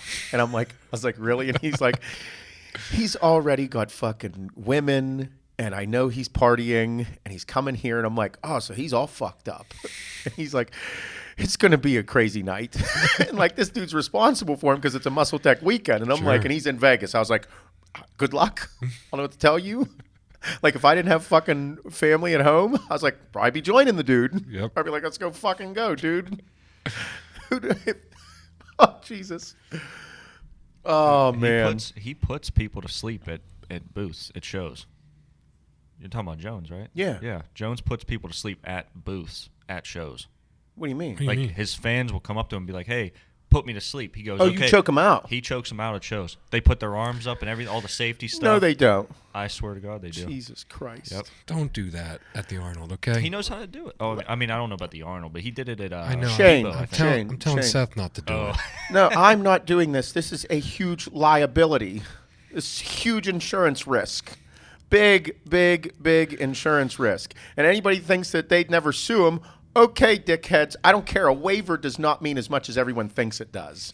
How do I know? Well, you have to sit down with a lawyer and go through the fucking ramifications of what happens if something happens. And I'll be like, how much does this waiver mean? It means kind of a lot, but kind of not. The fuck does that mean? It means that if something really Means you bad shouldn't happens, do it. yeah, he shouldn't fucking do it. Because it's such a gray area, because you have to have a number of things in place. It's not just one piece of paper. There is a number of different things that have to happen in order for this to be okay. And it could be different in different states, you know what I mean? Here's something that fucking jerked me off. Do you know that the legal age to buy tobacco is now 21? Yeah. Not in all states, but in most, and I think like maybe 20? Yeah. 21 states or 18 states? Mm-hmm. Are you fucking with me? Yep. What in the flying fuck is that shit? You mean to tell me you can vote, you can go fight for our country, but you can't have a fucking smoke or buy a can of chew because it's bad for you?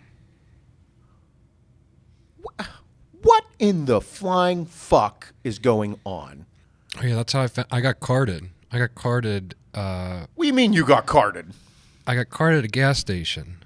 And I'm like, what? I was like, what's up with this? I was like, I didn't even get carded when I was 18. And they're like, well, you have to look a certain age now because the age is 21. They're like, you have to look. Bro. Like, if you don't look 30 plus, like, they have to card you now. Bro. No. I'm not fucking cool with that. No. How 31 years old. I kind of feel bad about being a fucking. How did this even get? What? How did it happen? Mm-hmm. 21 years old to buy a pack of smokes. All I think about, I mean, it could be the fucking boomer or fucking staunch Republican in me that says like there's kids fighting for our country. 18-year-old kids, they go to the military and they can't buy a pack of smokes, have a chew, buy a cigar. Nothing like that, but they can go fucking fight for our country. And then you get every fucking crybaby liberal in there.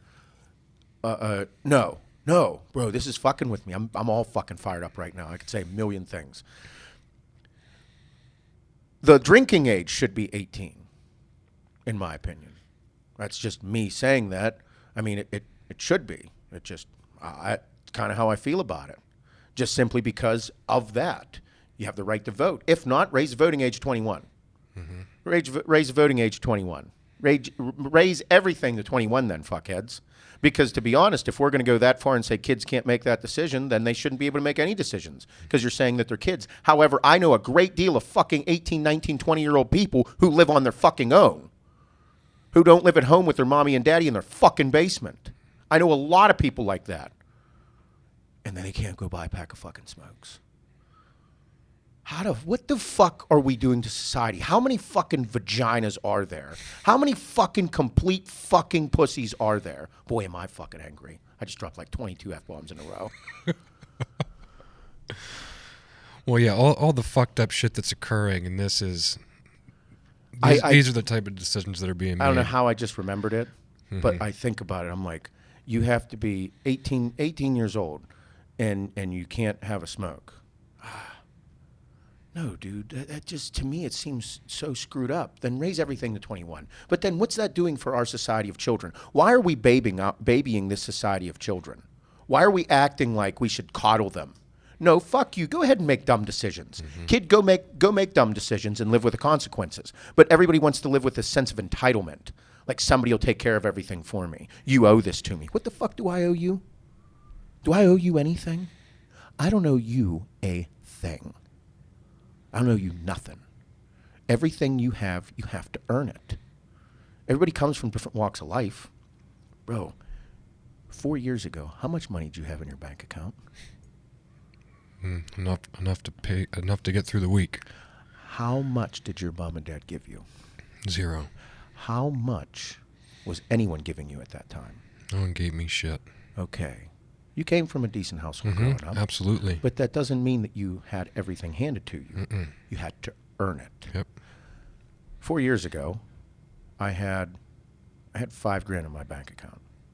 2,200 of it I took and bought T-shirts in the AAR. I had under $3,000. Under $3,000. That's all I had left. Nobody gave me a fucking thing. Did I come from a good household? Absolutely. My dad wasn't handing me anything. He didn't hand me anything. Did he create opportunity for me my entire life? Absolutely.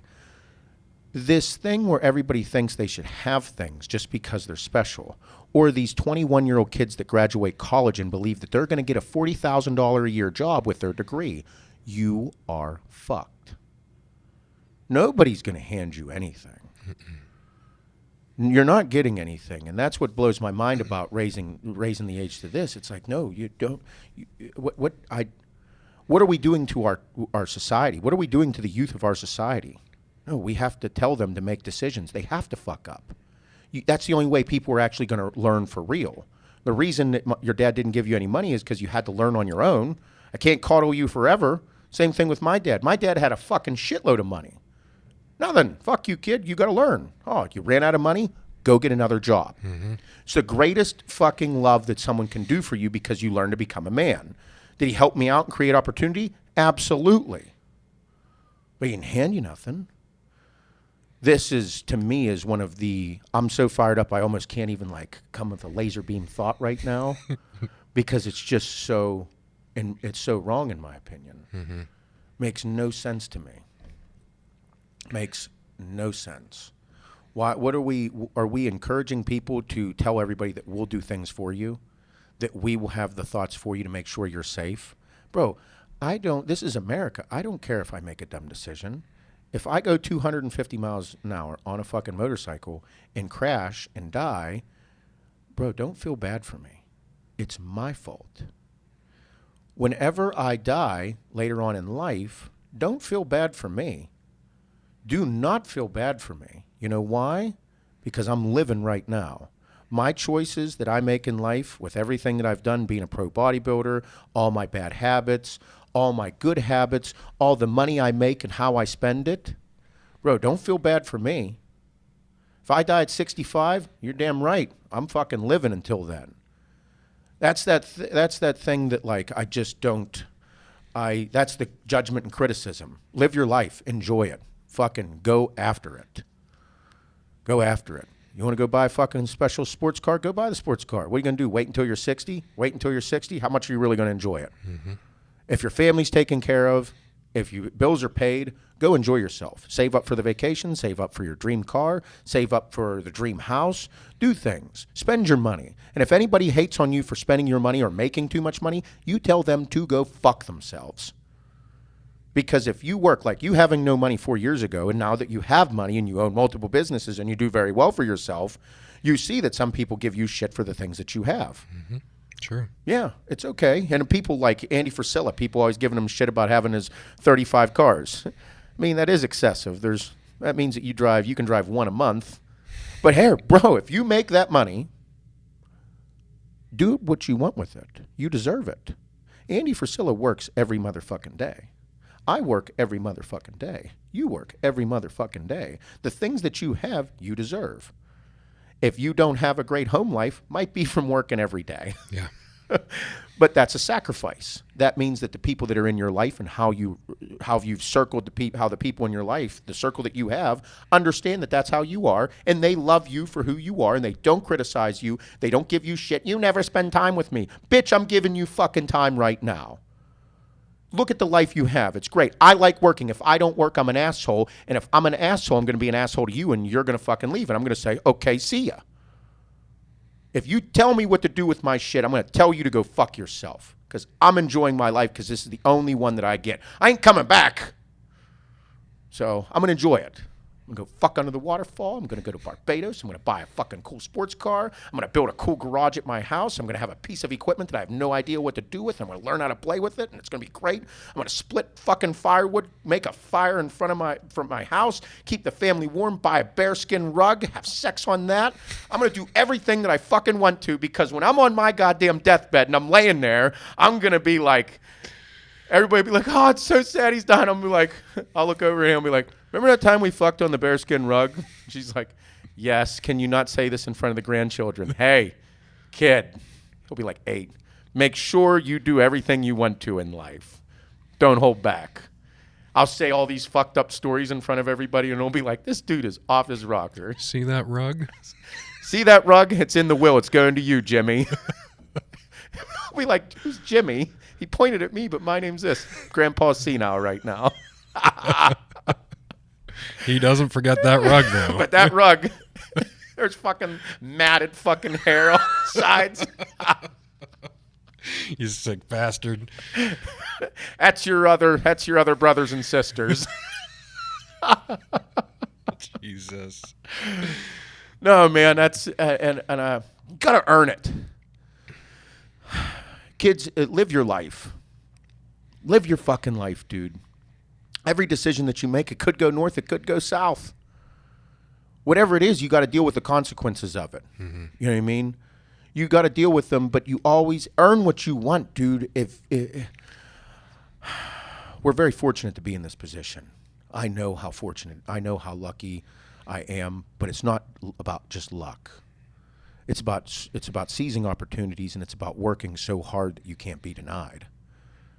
That's what we did. That's what we do. Bro, there's not a day that goes by that I'm not thinking about work, my businesses, our customers, everything that we do. Day doesn't go by. I don't care if I'm away with my family. I don't care if I'm on vacation. Day don't go by where I'm not spending a majority of that day thinking about this. Mm-hmm. Because I love it. And the fact that I see so many people doing better, and especially in the economy that we have in America right now, where everything is booming and everybody has more money, people are buying newer cars, people are buying new used cars, people are buying brand new cars, people are buying toys, people are putting additions on their house, people are going on nicer vacations, people are going out to eat, people are doing better. Bro, that changes this for the better. And I want everybody to make sure that they do the good shit in life while they're still living. Mm-hmm. Because I'm watching my parents be older, 60, 62, 63. And I'm like, man, I hate to say it, but you're on the back nine. Did you do everything you wanted to do? Or are you going to try and do it now when you're getting another hip replacement? Mm-hmm. Are you gonna drive your sports car? Are you going to go get one? They don't really matter to me. Listen, I've driven in sports cars. Whenever I drove them, they make me feel a certain way. I feel really cool. I like the way it makes me feel. If you have the financial ability to do it, then do what you want to. If you want to go on that $15,000 vacation, go do what you want to. Do it for yourself. Yeah. You know, don't do it for the Instagram. Oh, fuck no. You know? I completely disregarded Instagram at this point. Yeah. This is about life and your personal goals in your heart. Well, yeah, I take that back. You know, even for the circle around you, the people around you, you do it for yourself. If I buy a car, I'm buying it because I want to drive the fuck out of that car. Yeah. I don't care who sees me driving it. If you do, I'll fucking wave. Yeah. You want to go for a ride? Come on. Yeah. I want to enjoy it. I get just as excited seeing someone else do that because I know the feeling they have. I know the position they might be in. Maybe that new raise, maybe that new promotion. Maybe you paid something off that you never owned in your life. Yep. Fuck yeah. Bro, I'm putting an addition on my house. It's a big deal. It's a great deal. We're having another baby. Yep. Like, when I see somebody else doing these things, I'm excited for them. I'm like, oh, man, like, look, they're excited. They're pumped. They're growing in life. People fucking harp on Andy really bad. And I'm like, I get it. Andy doesn't have any kids. Yeah. Okay. Plays a huge role. Number one, a fucking kid costs you at least extra G a month, maybe even least. 2. Oh You got my 3 kids, you're spending some serious fucking ching. Especially if they can fucking eat like your kids, dude. Yeah. Your biggest expense is food. Oh, bro, thousands on food. Between me and the kids, good Yeah. Lord. I spend more on money than I do more on food than I do my mortgage. Yep. I believe it. So, but like, even with him, like, bro, the dude's hustling. The dude deserves it. Dude, he shows he in 09 didn't have no fucking money. Yep. You know what I mean? And if cars are what get him off to make himself better and build the company, bro's got over 130 fucking employees. Us having fucking 15 employees. Bro, 15 people payroll. You have to come up with a certain nut every 2 weeks for fucking payroll. That's a stress. Yep.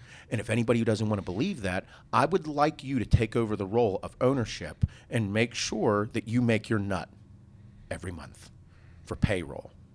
Just payroll, not including rent, not including mortgages, not including fucking bills, not including the fucking thousands of dollars a month it costs for IT. Like, bro, it's a big deal. It is a stress that not most people can deal with. That's why, and make that nut happen, to come up with that amount of money. Like, it's intense.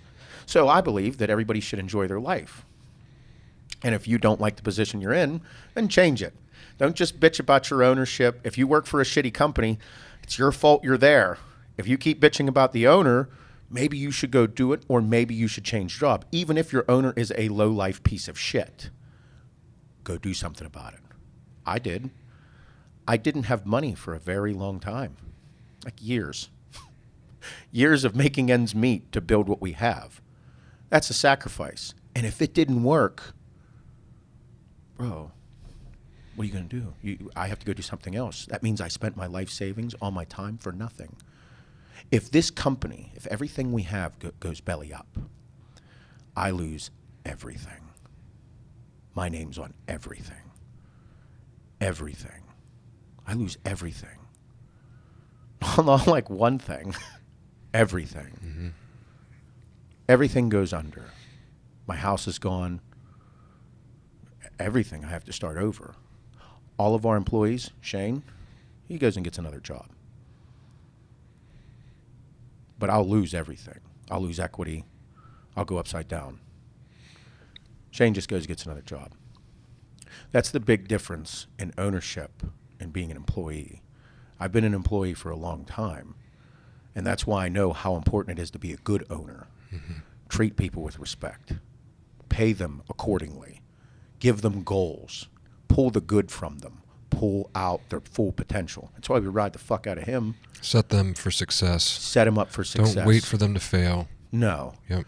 Because I make sure we pay Shane very well. We pay our people very well. That means that we have to make sure that we make a certain dollar amount every single month for them.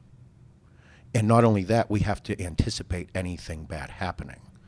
So there's a lot that goes into it, and I'll say that that's why being an employee for so long, and I find it so important to be a good owner.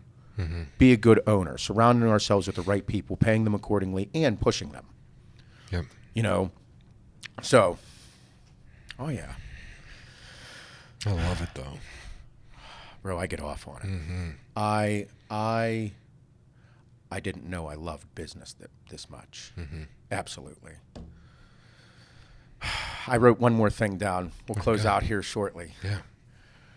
Wrote one thing down. Actually, a couple, but I'm going to do this. Did you know that Gwyneth Paltrow has a vagina-scented candle for sale? No. You didn't hear about this? Shane, did you hear about the vagina? No, I haven't. The vagina candle. Pull this bitch up. Gwyneth Paltrow. Man, she's a sexy broad. She is. I like her a lot. I like her. Now, does this candle is... Oh, there it is. Yeah. Gwyneth Paltrow's smells like my vagina. So, like, not just any vagina. It's her hers. vagina. Man, how did you capture that? How much is this candle? Can you look? Find this fucking candle. What's Martha Stewart say? Would Martha Stewart buy... It's a $75 item. $75. Shane, you gotta. So when we stop this podcast, you're gonna buy this candle, and we're gonna smell this vagina. Get out of here. This. Okay, it literally says this smells like my vagina. So there's a candle, black. I guess a black candle case, and then a white label that says this smells like my vagina. I want to smell it. No, I mean I'd imagine her vagina has to smell like petunias. The Iron Man lady can't have a stinky vagina. Oh, that's why I like her. I wish I was like Tony Stark and... Oh, yeah. Yeah. Have the suits. What did Martha Stewart say about this thing? She's all over the place on here. I bet she got to give her some shit. Martha Stewart's a fucking savage. She won't buy that shit. She's a bad bitch. Martha Stewart didn't rat, too, either. That's No. why Snoop Dogg loves her. They smoke weed together on the love cooking that. channel. Fuck yeah. Martha Stewart. Could you picture two totally different people? I wouldn't buy it. Yeah. Martha Oh, Stewart yeah, mocks Gwyneth Paltrow's vagina-scented candle. I wouldn't buy it, quote unquote. Oh, the candle's sold out. Hopefully I can find one. Look at Martha Stewart. That's a bad bitch. Oh. Here, pause that. Yeah, we got an advertisement going on. Pause There it. we go. So, Martha Stewart was found about insider trading in the stock market. Yep, I remember. And didn't rat and went to prison. Yep. Okay? Bitch went to prison. Yeah, locked up. Didn't rat on nobody. And then, what's that, 6ix9ine, Takeshi 6ix9ine, ratted on everybody. Did you see the memes between those two, Martha Stewart and him? Yeah. Like, that's a bad bitch. And he's over there crying, bitching about everybody, ratting everybody savage. out. Man, that was at the peak of her like existence in the cooking networks and the home stuff at Kmart. Like had a whole fucking, she like had a whole section in Walmart or Kmart. I still support that bitch. Fuck yeah. I like her. Yeah, Martha Stewart. I don't know. You make me a panini and tell me about your time in prison. Please, I'll listen. Here all day. Come on the podcast, Martha. Yeah, Snoop's over already. He's rolling one up. I'd get high as fuck with them too, for Oh, I'd sure. love it. I'd definitely smoke. Oh man. It's sold out. We'll find one.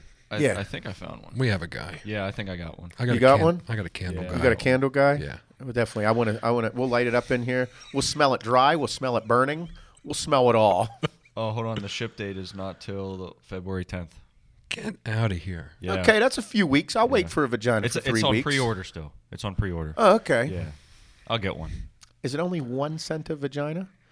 Yeah. Is there like a after workout vagina?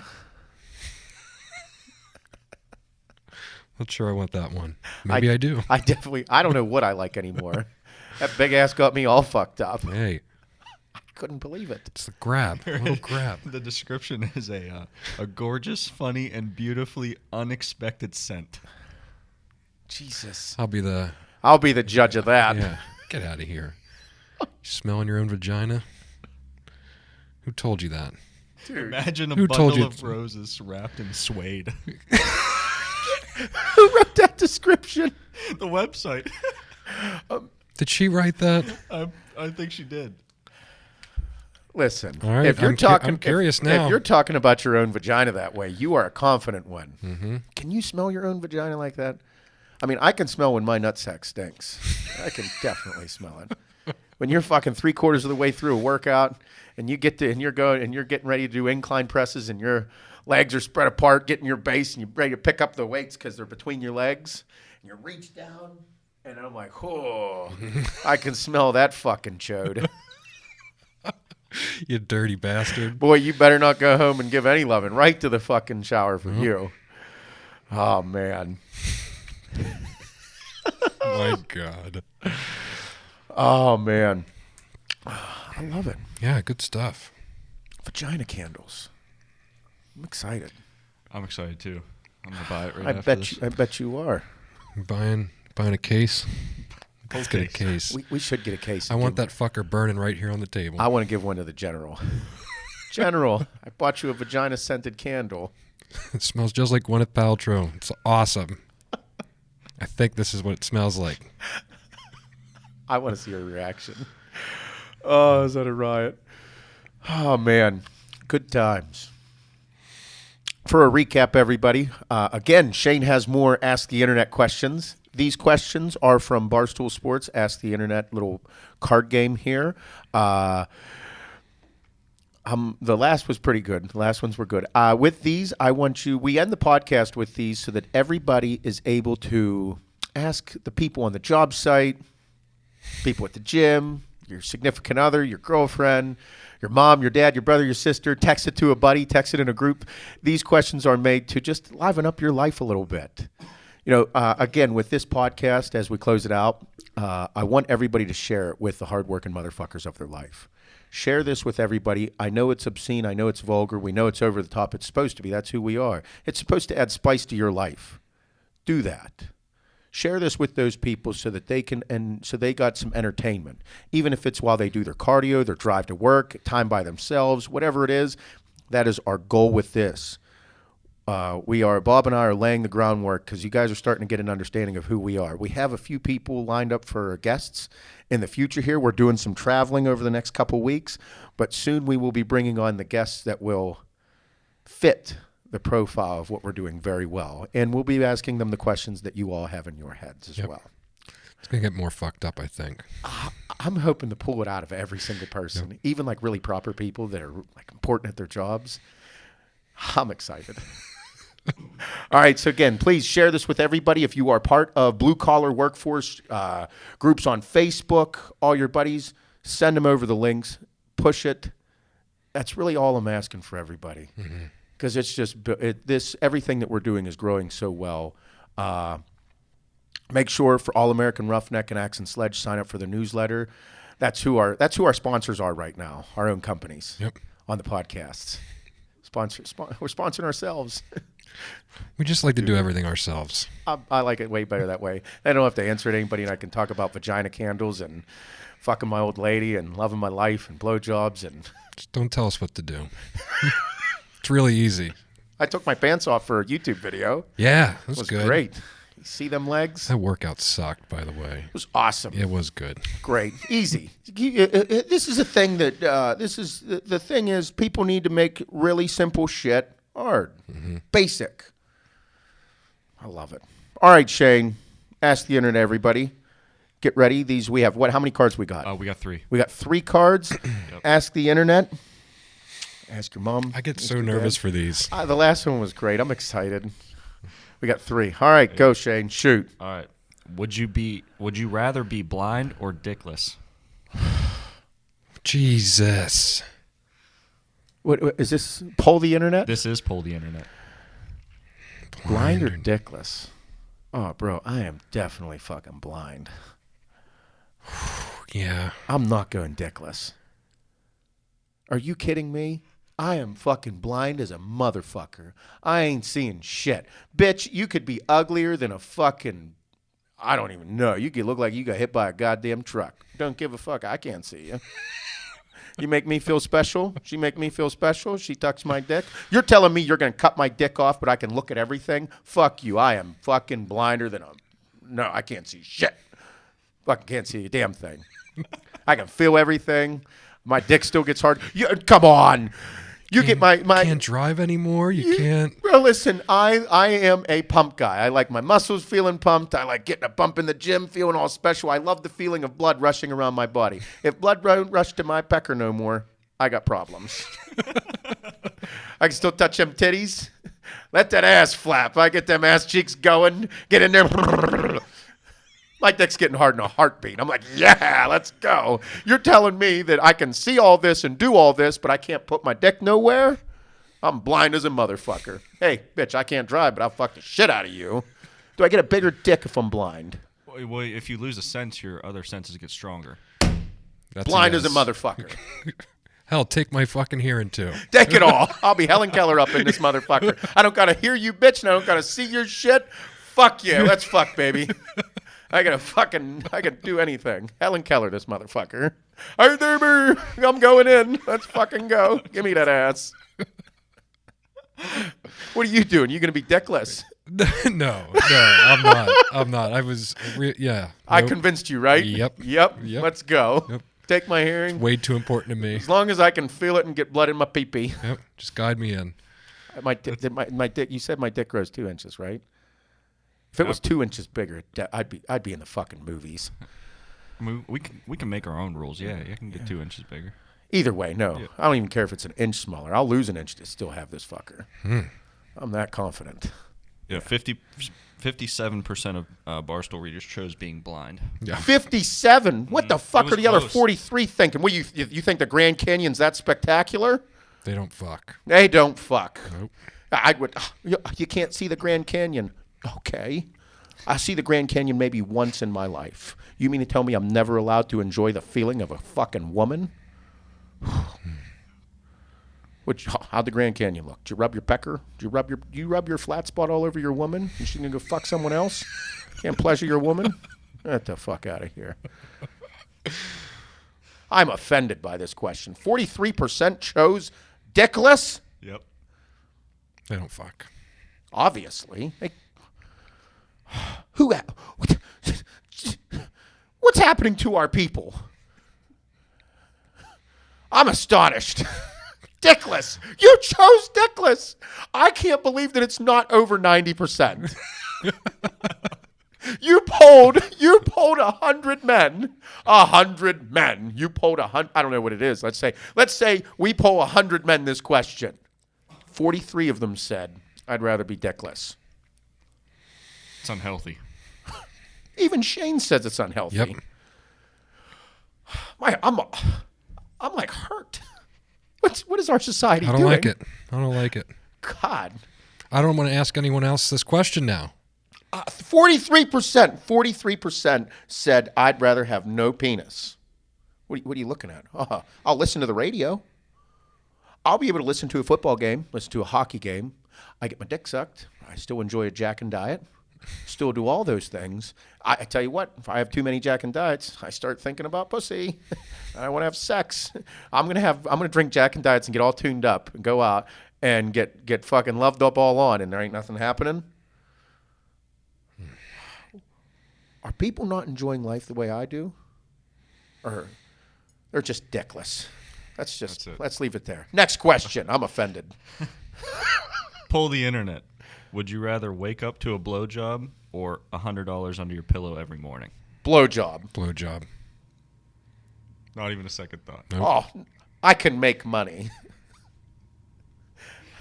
I mean, that's a hard one. I don't want. I jumped the gun.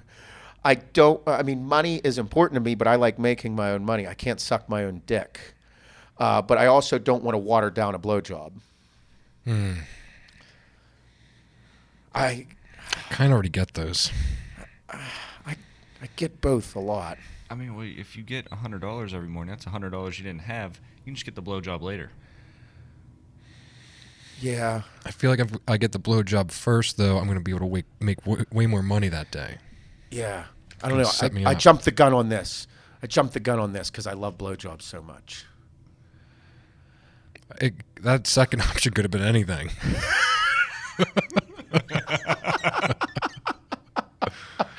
I'll go ahead and say I don't know how you could be disappointed with either. I guess that's how you look at it. Do you want to know what other people said first before you conclude? Might get offended. No, I went right away with the blowjob. I mean, I hate retracting an answer that I already gave because I'm pretty happy whenever whenever I get some sweet loving, I'm a pretty happy guy. So I usually operate better when I'm a pretty happy guy. So, I mean, I'm not going to take it back, but I would be happy with either. 85% of people said they would take the money. 85. The same people that said they'd chop their dicks off. 85 is a significant number. It's a big number. I would have thought. They'll take the money. Yeah. They not fucking either? Do we just think way too much about our penises? I like mine. I like feeling good and special. I like it. I mean, I'd like the money too, but $100 a day, I mean, that's 3 G's a month. It's pretty significant. I'd like that. That's a fucking sports car. You know? Means I'd have a sports car every day. I could buy them all the time. I have one new one every 6 years, pay it off. It's pretty cool. Just because of what's occurring under that pillow. Mm-hmm. So maybe once I get the money, then I get the sports car, then I get the khakis, then I get the bitches. Maybe that's how they're thinking. Oh, thinking full circle. Yeah, maybe they're thinking way more. $100 under the pillow is going to get me a blowjob. Yeah, I don't know. I like I said, I jumped the gun. I'm semi-disappointed in myself, but not because I make a lot of money because I get sweet lovin's. But like I said, I'm more worried about watering down the blowjob. Yeah. If I water down the blowjob, then it's not special. Mm-hmm. If I could retract it, I would take the money. Just took a little bit of thought and reason. Take the money just to not water down. I would take the money not to water down the blowjob. Mm-hmm. There's nothing better than a fucking sloppy, dick-throbbing blowjob.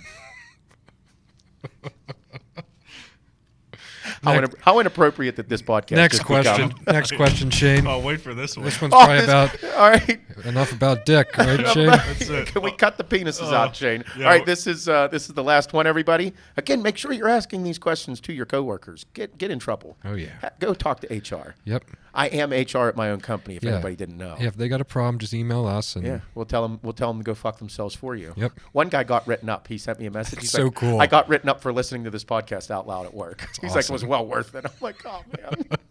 It's great. All right. Marry, fuck, kill. Brad Pitt, Matthew McConaughey, Channing Tatum. Again, such an inappropriate thing. Wait, you said marry, kill, fuck, or whatever the hell those three go. Matthew McConaughey, Matt Damon, Brad Pitt. Brad Pitt, and then Channing Tatum. I was going to say if it was Matt Damon, I'd definitely kill that fucker. He should have died on Mars, that cocksucker. I love that movie. or Jason Bourne. Pussy. Fuck him. Oh, man, I don't know. Why isn't, like, Oprah in there? Definitely kill that bitch. Fuck yeah, I'd marry her. She's my sugar mama. I'd eat that ass all day. Give me billions, babe. Oh, man. This is so gay, Shane. Why would you pick such a... Three dick questions today. I know. That's like... I mean, we talk about it a lot. I get it. What was that? So wait, marry, kill, fuck. Matt Damon.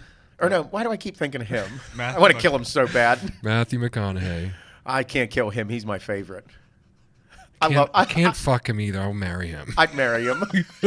I would too, yeah. You'd have to. Okay, so I'm going to marry Matthew McConaughey. So I get to smoke weed and hang out on the beach all day and drive Lincolns? That's it. That's all I want to do. All I want to do. All right, all right. I'll go hang out at Texas University. And sit on the bench University with the of team. Texas. Yeah. Yeah, go pump him up. Yeah, he's definitely the coolest. Yep, I'm a definitely huge marry Matthew McConaughey fan. Me too. Yeah. Yeah, keep him around. All right, marrying him. Kill and fuck.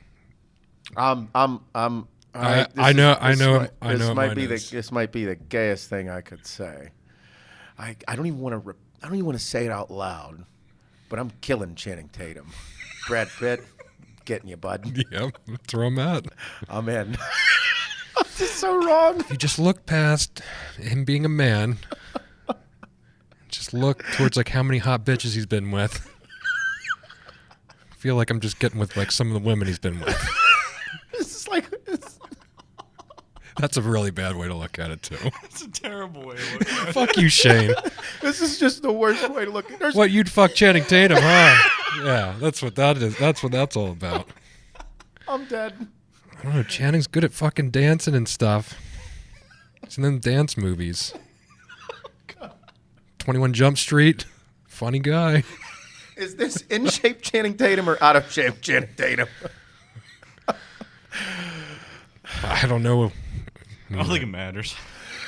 No, it Did you ever hear the thing about Mike Tyson and Brad Pitt?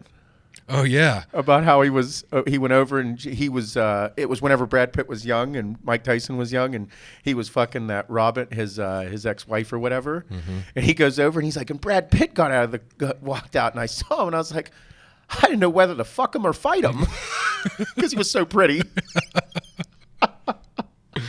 Like Mike Tyson going, yeah, I'm gonna fuck your ass, little boy. Oh man. Man, these were brutal today, man. These were rough, dude. So I'll Damn use it. that next time. I love those. I love the military things are the funniest because there's so much gay innuendo in military stuff and all the guys. It's like just Marines crayon eating. Like I love over the top responses and shit, dude. Bro, That's love where you're it. Getting it. Yep, I love it, dude. So much fun. Hell yeah. Oh man, wait, that was not poll, so we didn't see a poll. No, that was just American. We didn't see the percentage. Okay, yeah. I like Matthew McConaughey. He has his own whiskey. Got to get it. Mm-hmm. That Long Branch, Yeah. I think it's called. Yeah, got to try it. Thanks, Shane. I really enjoyed those questions. No problem. Yeah. You're fired. You're fired. Fuck off. Get Jay in here. Oh, man. All right, everybody. Thank you for everything. This has been outstanding. The podcast is going really well. We are in the top 50 podcasts in society and culture and new Yeah, podcasts. pretty cool, man. Everybody listening, everybody sharing. Go rate it. Go push it. We're gonna keep plugging away with it. Entertainment for you. Be inspired to do better in your life. That is my ultimate goal with everything that we do. Everything that we push with All American Roughneck, the clothing, the brand, know that we as a company are behind this, pushing for you to become a better person. Fucking shit up, dude. Loving your life, loving your woman, loving your kids, working hard, becoming better, saving money, spending your money on you, your family, and the things you want in life. Live it the fuck up. Share this podcast. Let everybody know that there's a new podcast in town that is all about being a bad son of a bitch, enjoying life, entertaining, and couldn't get much better in my opinion. I love it. I love it. I'm glad you all are enjoying your life. Again, thank you for everything. Until next time, smack that old lady on the ass, give her some loving, tell her she's beautiful. Make sure you get yours, everybody. Fucking A.